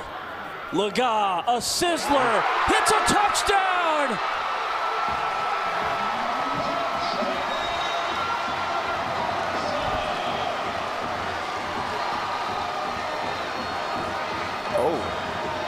Another 5th touchdown of the game for Cooper Lega. We're tied at 45. Now, the interesting thing is, and they'll just kick the extra point, but another bad penalty by UTSA. Frustration is set in, right? Another personal foul. They could potentially move the ball up, but you just want to take the lead and kick the extra point. But what a second half Cooper Lega and Camden Benjamin have had. When you have a true number 1 receiver, you lean on him. Nice job working back to the sideline right there to get that completion inbounds and score that touchdown by Camden Benjamin. Benjamin's 3rd touchdown catch. The ruling on the field is a touchdown. After the play was over, unsportsmanlike conduct, UTSA number 17 for removing his helmet. That's his first of the game. The 15-yard penalty will be enforced on the kickoff. Benjamin and Lega, The 1-2 punch in the second half. Benjamin, 6 catches, 118 yards, and a half of football. Now, this is the thing, James. Because you're so efficient throwing the ball down the field, you left a ton of time on the clock. And even if you make this extra point, we've already seen their kicker, Tate Sandell for UTSA, make a long field goal that they call the timeout on. So UTSA just needs a field goal here. That's why I was saying, of course, you want to score a touchdown, but you don't want to leave that much time on the clock. They went 90-plus yards in a minute. In a minute. And that's why I said, on first down, run the football, force UTSA to use their timeout. So not only do they have over a minute, James, they still have that timeout in their pocket right now. But you have to love what you've seen from this Golden Hurricane team, right? The resiliency. They were down big. 35-7 at half, James. For them to stay together and take this lead late in the fourth quarter, it says a lot about this coaching staff and this team.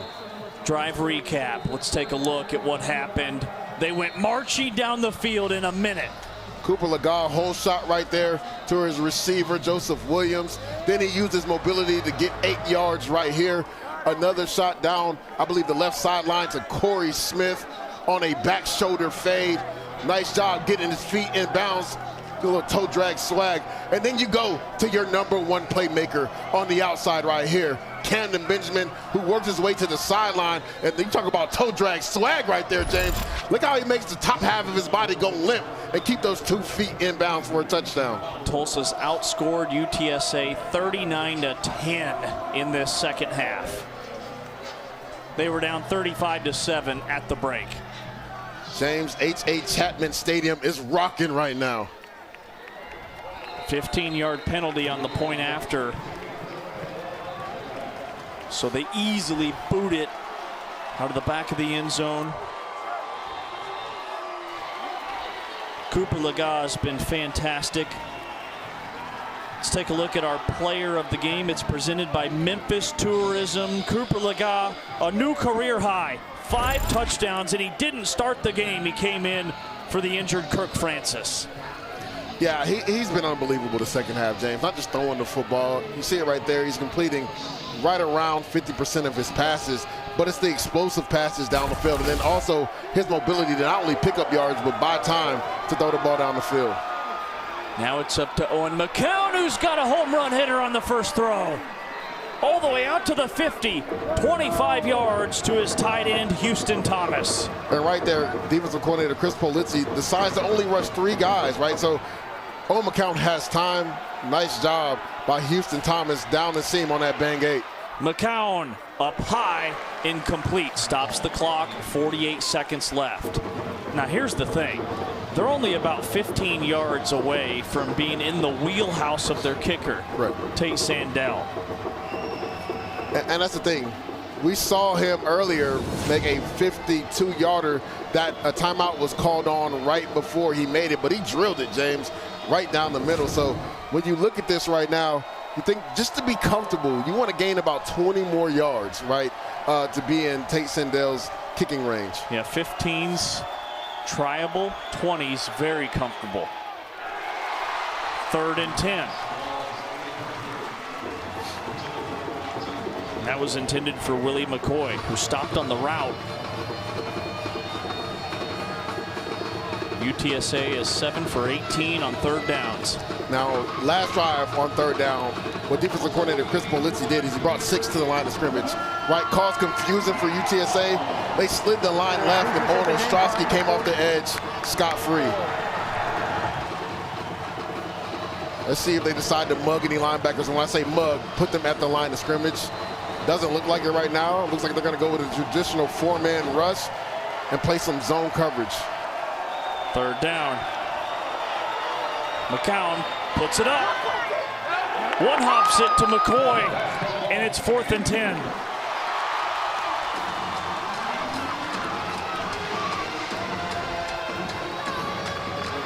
Tulsa might just be a play away from pulling off the comeback. Yeah, you got off-man coverage right here. Owen McCown, just inaccurate throw to Willie McCoy. See how he creates a separation by stepping on the DB's toes and coming out of it? Just Owen McCown couldn't get him the ball. He was wide open. 4th and 10.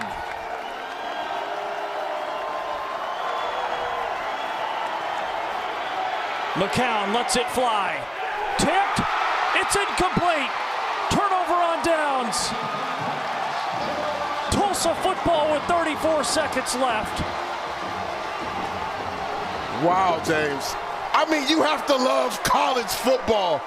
Down 35-7 at half. My God, again, the resiliency of head coach Kevin Wilson and this Golden Hurricane team, right? To not let their heads down, to continue to fight.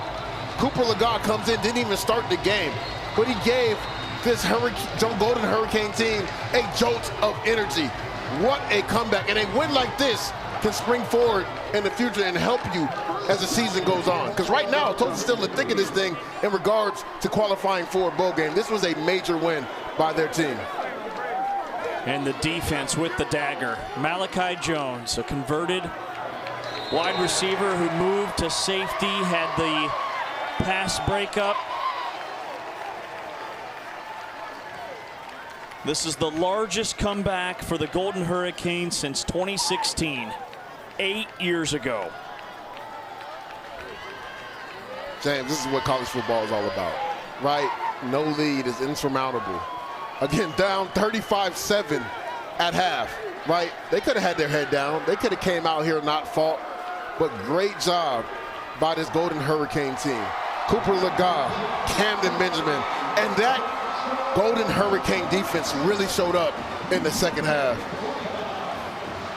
Simply unbelievable. 46-45, our final score. Tulsa rallies from a 35-7 halftime deficit. They scored 22 points in the fourth quarter. They did it with a backup quarterback. And James, when you go back to this game, I thought the momentum really shifted on that sacked fumble in the third quarter by Vontroy Malone, right? Owen McCown is supposed to throw the ball on a three-step, does it? Ever since then, life, energy, everything shifted to the Golden Hurricane. What a job, again, by head coach Kevin Wilson and his team. And that guy right there on the screen, 55, Owen Ostrowski, he was almost unblockable the second half. What a gutsy win by this Tulsa team. Tulsa gets their first conference win. What a homecoming for the Golden Hurricane. 46-45 our final. For Ligier Douzable and our entire broadcast crew, I'm James Westling. This has been a presentation of ESPN. Good night from Tulsa, Oklahoma.